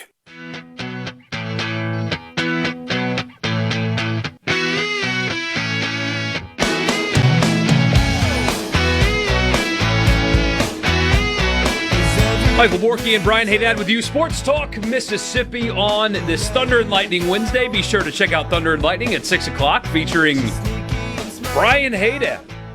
It'll air at 6 o'clock on these stations right here, so be on the lookout for that. But right now, it's just after 5 o'clock, and it's time for the college football fix. The college football fix is driven by your Mississippi Ford dealers. Built Ford Tough. That's the best-selling truck in America. That's the Ford F-150. That's the truck you should be driving. Are you looking for a new truck? Why would we want to drive anything but the best? Make it easy on yourself. Take a trip to your local Mississippi Ford dealers today. Thank you for your attention to this matter. Lawsuit involving a Mississippi State quarterback went his way. No, I'm not doing the ESPN. I'm confused between schools, and I'm talking about Trinidad saying Mississippi State. No, I'm not doing that. Another legal matter has been resolved, an undisclosed resolution, however, a high-profile one a few years ago, featuring Mississippi State quarterback Jaden Rashada, which is still interesting to say out loud. He was obviously at Florida, and he has reached a settlement in his lawsuit against Billy Napier and a Florida booster, according to court records. Again, the terms of said lawsuit are confidential. A mediation conference took place last week, February 10th, documents show, and those talks resulted in a settlement. Rashada's agent, in a statement to On3, Jackson Zager is his name, the parties have reached a confidential settlement and are moving forward, he says. as the On3 website crashes, because that happens all the time to it. Rashada filed the lawsuit in May of 2024, one of the first high-profile NIL lawsuits. Napier, a former staff member, and Heath Hathcock. What a name, Heath Hathcock. Come on, Mom and Dad. I hope his middle name is his middle name needs to be like Harrison or something. I need a triple H out of that. Were listed as defendants, including his company. If you guys don't remember the details, Rashada was offered a 4-year, almost $14 million contract by Florida. An insane contract for he wasn't even the best quarterback in the country. And if you remember, at that time, Florida did not have $13.85 million total. And they offered that to a player. Per the suit, the auto company that the booster owned was set up to help, and Florida backed out of that contract, citing a clause in the contract that was like, we can break this at any time, blah, blah, blah, blah, blah. Anyway, Florida chose not to pay him any of his contract, and he ended up going to, Miami, and then Arizona State, and all that. In April... I don't think he ever made it to Miami. I think he committed to Miami and then decommitted from there and ended up at Arizona State. And went to Georgia and first. Then he went from Arizona State. No. Yes, he did. He was at Georgia. He went to Arizona State, then he went to Georgia. Really? In that order? Then he went, yes, and then he went to Sacramento State. Because I remember this because we was leaving Arizona State and going to Georgia, there had been some talk that he was interested in Mississippi State. But then Georgia came in and, how are you going to say no to that? Yeah. And, but yes, so Mississippi State is his 4th college to attend, and he has been committed to 2 others. So this did go to Discovery, and none of the documents in Discovery have been released, but torturous interference was dismissed. That was one of... It's just funny when you hear it say. It sounds like you said torturous interference. Like, what did they do? Tortuous interference.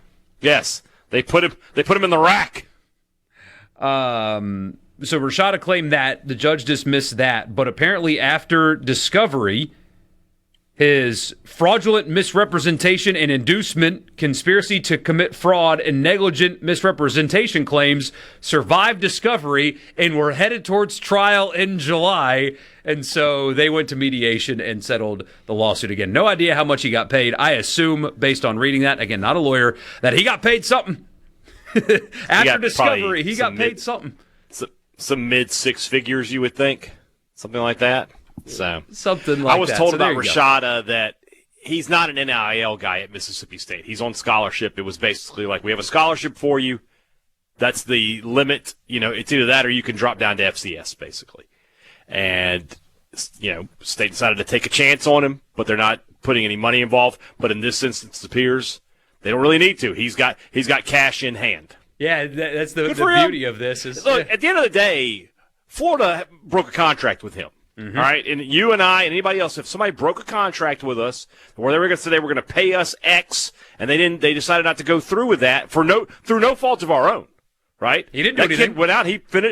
He finished his high school career. He was highly recruited. He graduated from high school. Everything he needed to do on his end, he did. Is it a little weird that the idea that you're going to pay a high school player $13 million? Absolutely, it is. But, hey, I'll just go ahead and let you know, almost every 18-year-old in the country would take that deal. They would absolutely be like, you're going to pay me $13 million? Yes, I'll come to your university. Nobody made Florida offer him that. They probably could have offered him half of that. They probably could have offered him $1.3 million, and he might have taken it. But they broke the contract. And in this country, you break a contract, you go to court. That's just how life works. That is exactly how life works. And so there you go. Mississippi State quarterback Jaden Rashada, get paid, young man, and it costs somebody. Lunch is on him if I ever run into him. No kidding. Rain falling badly in Oxford right now. Look, just a yucky day up there. 7-2 now, the score in the bottom of the third there. Was it 9-0 in Starkville right now? 9-0 in the bottom of the third. State only gave Pitzer 2 innings. Maddox Miller, one of the true freshmen, is in the mound. He went 1, 2, 3 in his inning. And we'll go to the bottom of the third. State looking to just go ahead and put this in double digits. Should be a short afternoon at Dudy Noble Field for Mississippi State. Yeah, and if the rain keeps up, I imagine just a couple more innings as a base hit's going to score 2. So now 9-2 Ole Miss in the bottom of the third. Next college football thing for you. Jeff Brom, Louisville's head coach. This is not a controversial quote or anything, but a quote nonetheless, and I want to turn this into a question. He said, quote, "The fact that Louisville has not made the playoffs or won a national championship is appealing to me to try to do something that hasn't been done before. We are close." He thinks that he has a playoff contender. Why did I bring him up here? Obviously, that is Ole Miss's Week 1 opponent in Nashville. That is one of the more intriguing early games in the SEC. It's not the highest profile. It's not going to draw the biggest rating. But when you've got Pete Golding, first game as it's his program now, his staff, his assistants, all that, a lot of hype. Trinidad Heisman, Kewan Lacey, all that. You got a Louisville team that is certainly no pushover, and you got a head coach talking about, we're a playoff program. That's an intriguing football game that's not going to get a whole metric ton of fanfare in Week 1. No, you're right. That is an interesting game. Golding, the start of his season is going to be very interesting, right? 2 of his first 3 games are against. Is Louisville going to be preseason top 25? I'd imagine they have a chance. I think they might be. They're a quality ACC program. They're good enough to win that football game if Ole Miss makes mistakes. Ole Miss is certainly the more talented team in that game, but it's not a juggernaut situation here. So nobody in college football, maybe we talked about it yesterday, right? With the pressure talk, right? The first 3 weeks are just going to amplify the pressure on somebody right there. LSU has Clemson, and then they have the game with Ole Miss. Ole Miss obviously has that game with LSU, but they start with Louisville. These are not pushover teams, and it's a greater than 0% chance that one of those teams could be 1-2 when that's all said and done after week 3. What is LSU if they're 1-2? What are they What are they saying? What are they doing? What if Ole Miss is 1-2? I don't think either. I think both of those teams will not be 1-2. Yeah. I think one of them will be 2-1 and one will be 3-0. But the possibility exists. So, yeah, the Louisville is an interesting first game for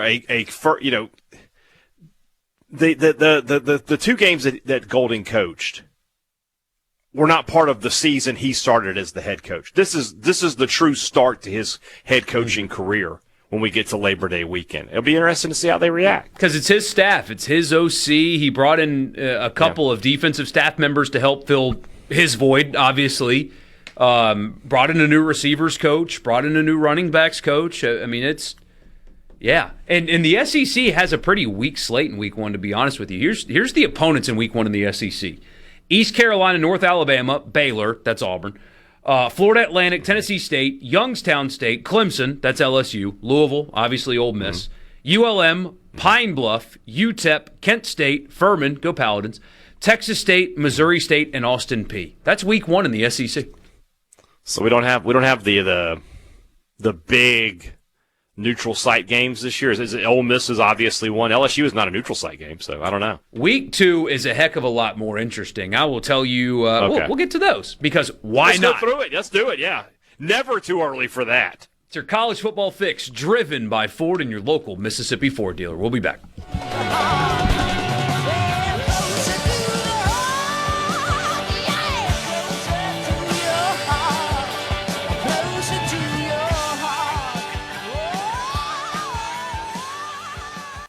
From the Venable Talk Mississippi continues.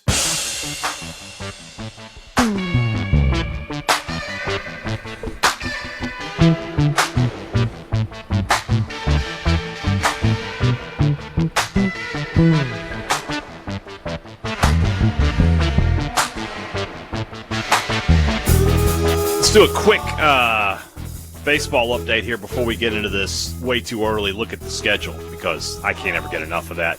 In Starkville, State now up 10-0, man on second with 1 out. Vitas Valencius with an RBI single that has put State in run rule territory. It's only the bottom of the third, so there's still 4 more innings to play at minimum. But State just all over Alcorn, and has been since the start of this game. 10-0 Bulldogs. And Ole Miss took a 12-2 lead. Last I looked, they've gone to commercial, so I don't know what it is at the moment, but it was 12-2 after a Becerra home run. I mean, it's only 5 games. It's early, but he is off to a super hot start. 12-2 is the score, top of the fourth. It appears the rain has stopped. I wonder if they might just use weather as an excuse to end this thing after 5. We'll probably not, but could happen. Could happen. We shall see. You said the Week 2 schedule in the SEC is far superior to the Week 1 schedule. Week 1 really only does 2 great games, right? Well, Baylor-Auburn has some potential. Yeah, Week 1 has Auburn-Baylor, LSU-Clemson, Ole Miss-Louisville. The rest are FCS or G6 games. Here's Week 2. Okay. Alabama's at Kentucky. Okay, so it's right in the conference play. All right. Arkansas's at Utah. That's a fascinating game. Isn't it interesting? Why are they playing Utah? Jeez. I know, right? I'll just hold off. Maybe you're going to tell me. Southern Miss is actually in on the Plains playing Auburn. Mississippi State's at Minnesota. Yeah. Missouri's at Kansas. Border war. Heated rivalry. Oklahoma's at Michigan. Is that at Kansas, or is that a neutral site? It was a neutral site last year, wasn't it? Wasn't it in St. Louis? I think so, but wasn't that because so all it's saying is at Kansas. It does not have the asterisk or anything like that. All right. For any of these games, though. Oklahoma's at Michigan. Ooh. Big test. Tennessee's at Georgia Tech. Really? Texas is hosting Ohio State. Yeah, I knew that. And Texas A&M is hosting Arizona State. That's Week 2. I mean, that is a solid. Oh, and State's on the road, so I'll get to be at home. Yes. Because as we determined earlier, probably not the wisest decision for me to go to Minnesota right now.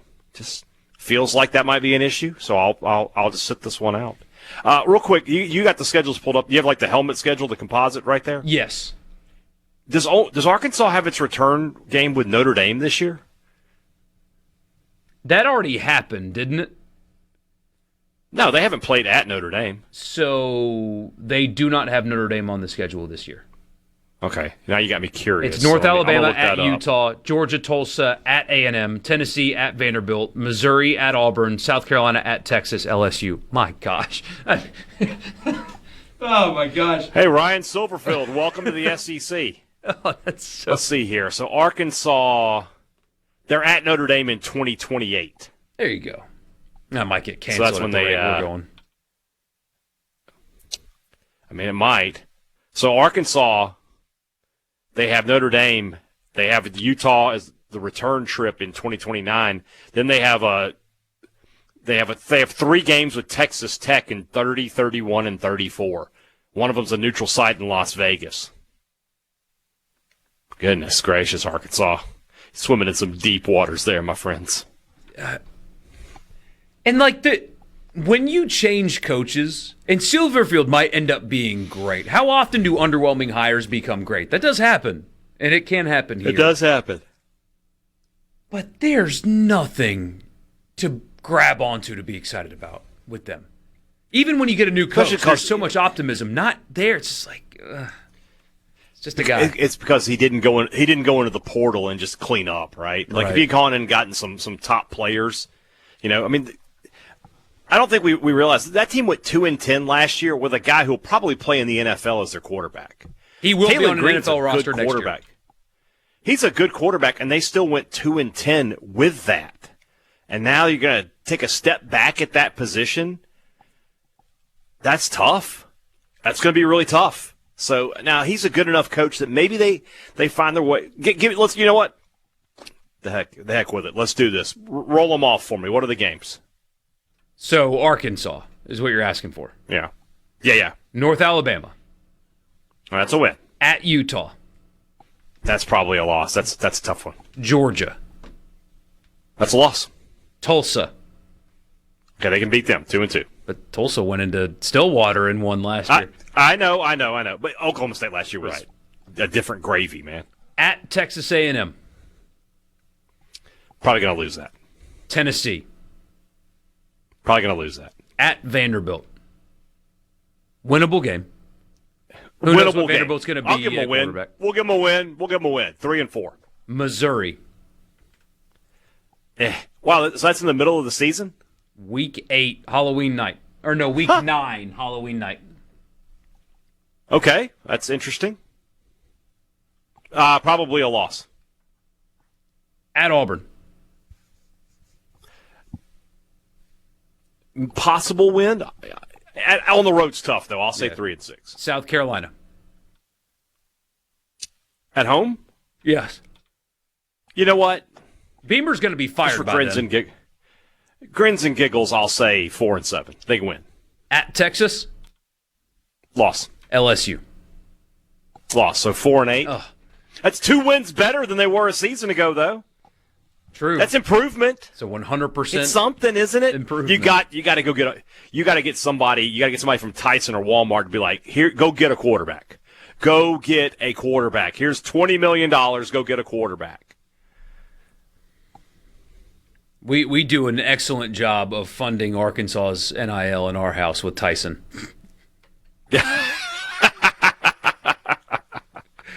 Man, I need to start asking questions about what's wrong up there in Arkansas, because we buy enough dino nuggets to feed a large army. And where do you buy them?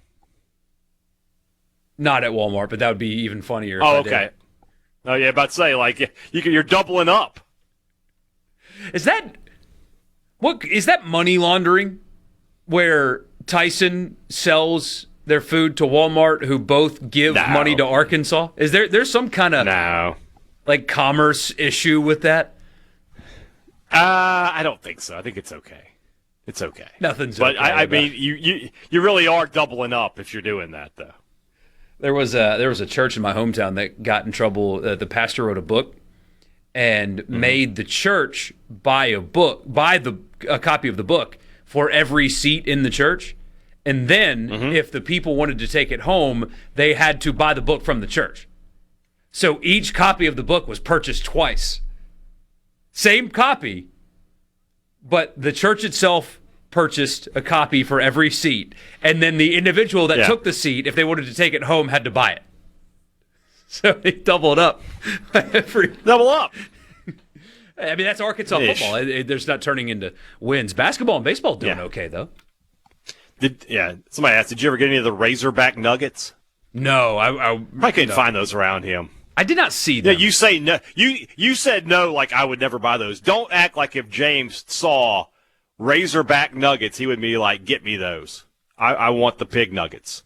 I mean, they're not pork, though. They're chicken. The Spaceman ones, when they had those, I haven't seen those lately. Those were a problem because, Spaceman. No, I get it, yeah. It is. You don't ever want it. Man, if they ever make train nuggets, you're in trouble.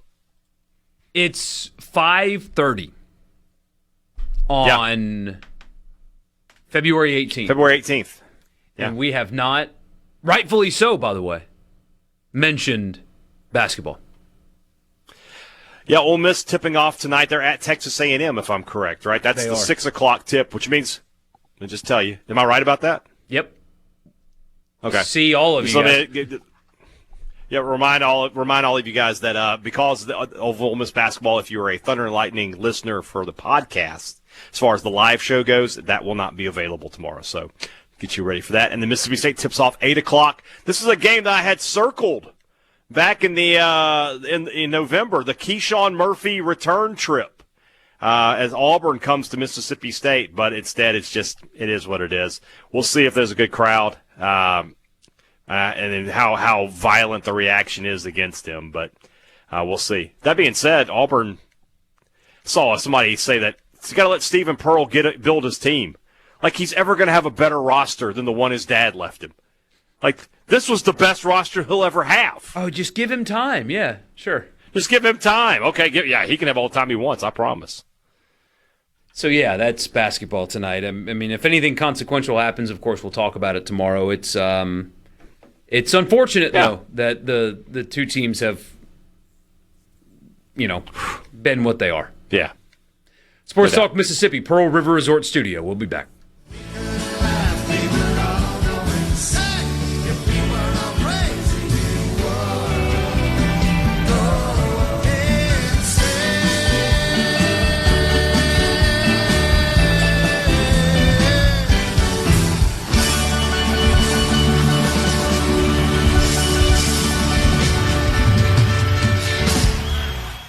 From the Seabrook.com. From the flatlands of Mississippi. Sports Talk Mississippi.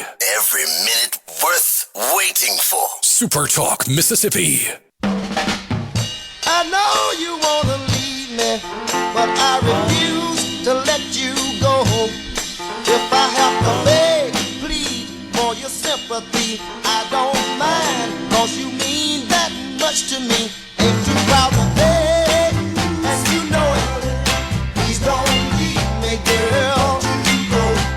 Ain't too proud to plead, baby. The onslaught continues in Starkville. Mississippi State now up 13-0 in the top of the fourth against Alcorn. And State's made a bunch of defensive changes, pulled most of the starters. And new pitcher is Parker Rhodes for Mississippi State. Ace Reese out of the game. Just looking around here. Aiden Teal out of the game. They've made some big changes across the infield and the outfield, and they leave 13-0 going into the fourth inning. 12-2 in Oxford, top of the fifth. Ole Miss over Jackson State, although the Tigers just had a base hit. Now they have a runner on first with nobody out. Do you see that Texas has asked Arizona State out of their series? Say that again? Texas has asked Arizona State out of their upcoming football series. This is soft. This is going to be I'm sorry, fun. soft. That's the word. Yeah, it's like, football fan, and you've got fans who are defending that. Like, all we've ever asked for is like, let's give us better regular season games. We don't want to see these terrible games. All right, here are better games, but your team might not make the playoff. No, we don't want those games. And I get that line of thinking from not Texas. Like, if you're a Mississippi State fan, you would rather not play. Alabama's talking about canceling their Ohio State series. Yeah, see, I hate that. Like, I get State fans. If you're okay getting out of the Texas Tech series now that they're what they are, I get that. You're trying to build up to that point. But Texas and Ohio, although Ohio State doesn't back out of games, or at least they haven't, right? But Texas, USC, they claim that we're the best of the sport. We're the class of college football. We demand championships. And then also, oh no, our schedule's too hard. What are you then? Yeah. Are you a blue blood with all of this money and resources and brand power and we get the best players and we have the best this, or are you not? It's something, I mean, and it's a result of Texas going 9-3 this year and missing the playoff. And they're pointing to, well, if we hadn't played Ohio State, we would have gotten in. I would point to if you had just beaten a mediocre Florida team. But apparently that's too much to ask. Alabama's looking at it from they went 9-3 and didn't make the playoffs. All they had to do was beat, a mediocre Oklahoma team. Or Florida State. I'll give Ole Miss credit, by the way. Ole Miss could have done this. Could have said something like this because they missed the playoff 2 seasons ago. Mm-hmm. But where I would have pointed out, well, you shouldn't have lost to Kentucky. But they haven't. They haven't done that, so I'll give them some credit there. Yeah, if you're not making the playoff and you're a power program, that's a you problem. You need to look in the mirror. What's wrong with you? It's not that you scheduled this tough game. It's that you didn't win it. Yeah, you didn't win the bad game. You're exactly right. It's Florida. It's Kentucky. It's losing those games. Exactly. Yeah. If you're missing the, I mean, who was the first team out from the SEC this year in the playoff? Who would it have been? It was Texas. Vanderbilt had a much stronger case, in my opinion, than Texas. They were 10-2, and even then, they lost to Texas. That was the problem. But they lost to Texas and Alabama. That's it. They had a stronger case, in my opinion, but Texas was probably the first team out. In the Big Ten, Michigan's going to say, well, we shouldn't have scheduled Oklahoma. No, you shouldn't have lost the Big Ten games that you lost. Simple as that. It's very simple it's very simple to make the playoff. Just win the games. Simple formula. Somebody says y'all are acting like Texas didn't just get shafted out of the playoffs. Why wouldn't they cancel a game that leads to more injuries and unnecessary risk? You got to play football. Football is a violent sport. You can't be any softer than what you just said. But that being said, they got shafted out of the playoffs because they lost to Florida, not because they lost to Ohio State. They lost to Florida, and then Georgia beat them by 25 points. They scored one touchdown. But again, they crossed the 50 one time at Ohio State. They crossed the 50 one time against Ohio State. They lost to a bad Florida team, and Georgia beat them by 4 scores. They could have lost to Georgia and Ohio State by the exact same scores they lost to. If they had just beaten Florida, a bad Florida team, they would have been in the playoff. It is literally that simple. So, hey, man, if you're a fan of Texas and, you're paying God knows how much for season tickets and you're paying God knows how much to get into a hotel room and everything else. Oh, and by the way, you've got to pay for the players as well. I guess if you don't want to get your money's worth, that's fine. If you're cool, playing the SEC teams that you play plus 3 terrible non-conference teams, more power to you then. As a college football fan, I want to see great games throughout the regular season. You get them in conference play. They're unavoidable, all right? I'm going to see the great games when the SEC teams play each other, when the Big Ten teams play each other, and so on and so forth. But those first 2 or 3 weeks of the season, I would like to see some good games. That Week 2 schedule you just read off a moment ago, that's exciting. That's what we want. And also, by the way, you said Texas isn't looking to cancel against Ohio State here. They're not looking to cancel against a top. It's Arizona State. If you're Texas, you're telling me you can't beat Arizona State? I understand Cam Scatterbo made it interesting against you in the playoff, but by and large, Texas should beat Arizona State 99 times out of 100. What are you afraid of? It's just annoying. It is. And the mistake is, so it's, the SEC went to 9 conference games, makes it harder. Whose fault is that? Whose fault is that? It's your fault that happened. You could have stood up and said, hey, guys, no. We are Sankey's boss. He's not our boss. If we don't want the 9 conference games, we don't get the 9 conference games. It's up to us as the schools. But they chose to bring that on, just nonsense. It's your fault that your schedule got more difficult. Don't cry when you do something wrong. That's a lesson that we're going through with our 6-year-old right now is, hey, man, it's just, if your feelings are hurt because of something you did, you have to wrestle with that. That's a thing that you have to understand. Hey, Texas, you're getting the same lesson as a 6-year-old. It's your fault that your schedule got more difficult. This guy says Florida was a team they had to play. Ohio State was the one they chose to play. Y'all are being asinine. I get your point is accurate, but there's two problems with it. One, it doesn't matter that they lost to Ohio State. It is completely and totally irrelevant. And had they beaten Ohio State, they would have absolutely been in. It's that they lost to Florida. And you're so right, they did have to play them, but Florida was a terrible team last year, and you lost to them. That's going to ding you. There's just no way around that. Second thing is, you're Texas. Why are you afraid? You're Texas. If you can't beat Ohio State in the regular season, what makes you think you can beat them in the playoff? Simple as that. If you can't win in the regular season, what are you going to do when the stakes are Arizona 10 times State harder? In the regular season?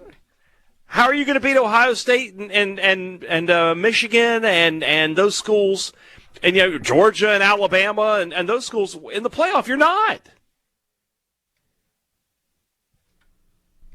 Crazy town. Somebody says if they would have chosen to play a lesser P4, they would have won and still gotten in. How do you know they would have won? They got beat by Florida. How do you know they would have won? Not only that, they would. Yeah. First off, they would have to play a lesser P4. So if they play Purdue, they might have gotten in. But here's the thing: a 10-2 SEC team got left out. Mm-hmm. Vanderbilt got left out, and their last game was a really impressive win too over Tennessee. Yes. So I don't know for a fact that you're right. What I do know for a fact is if they had beaten Florida, they would have been in. Mm-hmm. No questions asked. They would have been in. Without a doubt. Yeah. Without a doubt. And everybody wants to play Purdue, by the way. You can't just say, hey, Purdue, we're playing you next year. Not everybody can just play Purdue in Colorado. So we can't guarantee wins against anybody anymore. Can't do it. Yeah. Especially when you lose to a bad Florida team. We live in a world where Vanderbilt won 10 games last year. All right? Mm-hmm. Anybody can win. South Florida beat Florida. Yeah. Texas couldn't do what South Florida could do. How the mighty have fallen. Such is life, man. I can't get behind the idea of being a fan of the sport of college football and saying I want my team to try and play weak teams, so that when I spend $1,000 a weekend, I get to see, hey, at least you get to see them win, I guess. But if you do, if you're playoff over schedule, then again, get mad at your president, your AD, and Greg Sankey for adding the extra conference game. That's the failure here. That's what went wrong. Is you did something that nobody was asking you to do. Or, excuse me, nobody has the authority to make you do. We'll wrap the show up with you next.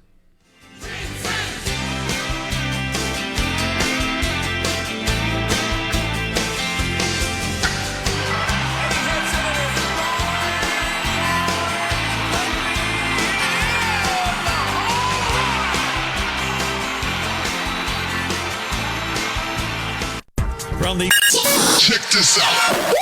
Sports Talk Mississippi. Super Talk Mississippi.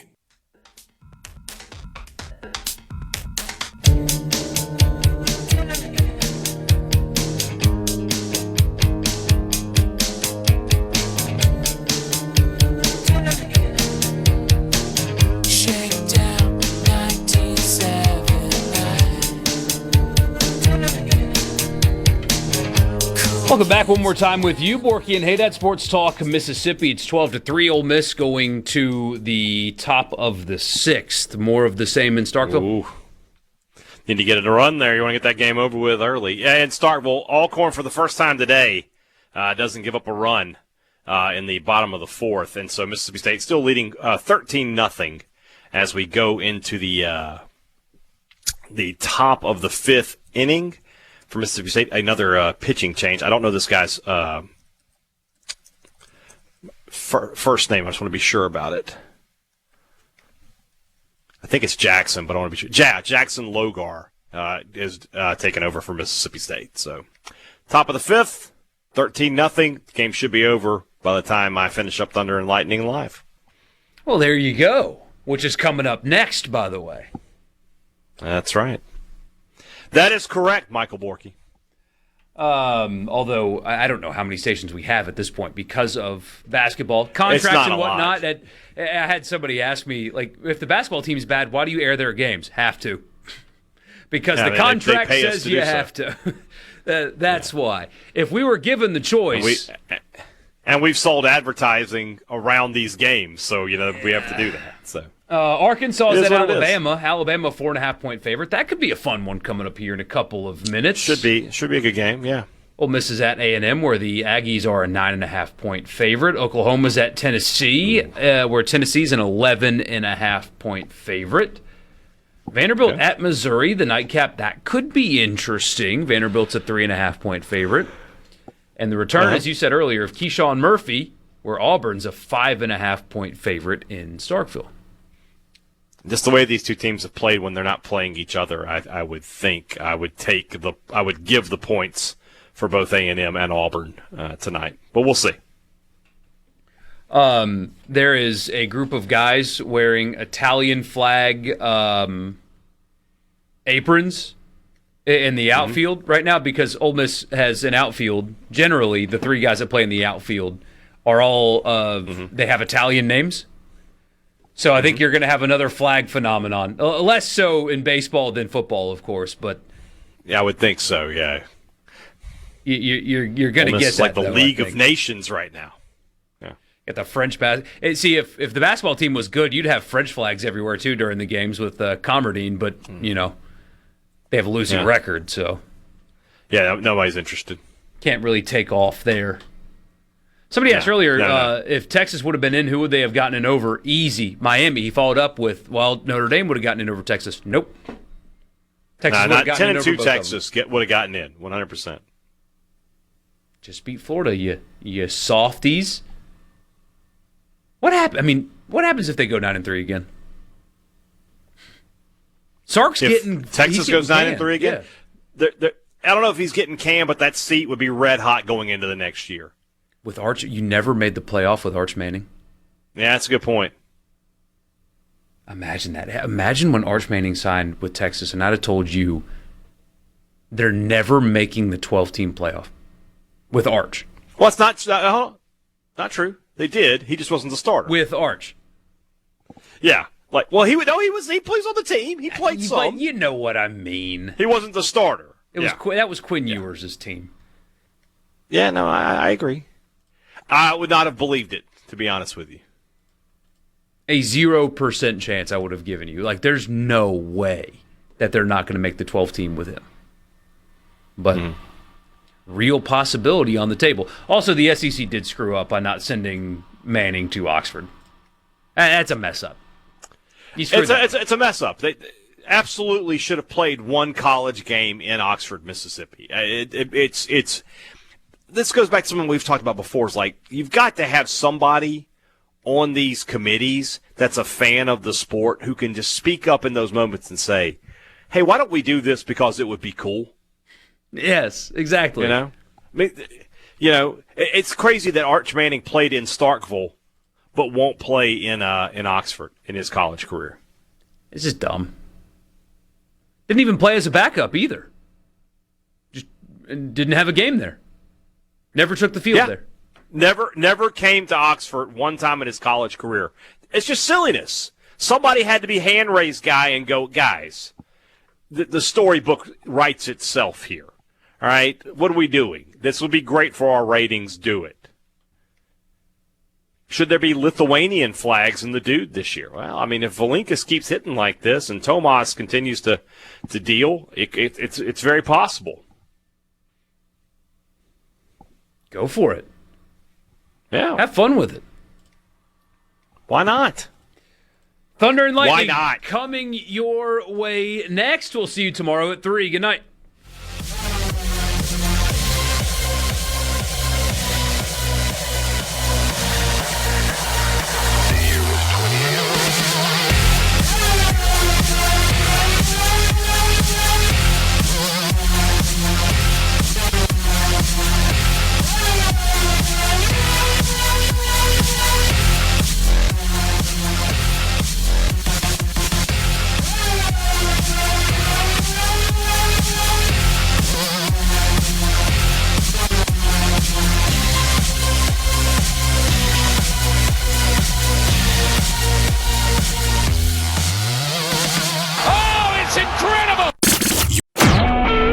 SuperTalk Mississippi Media Production.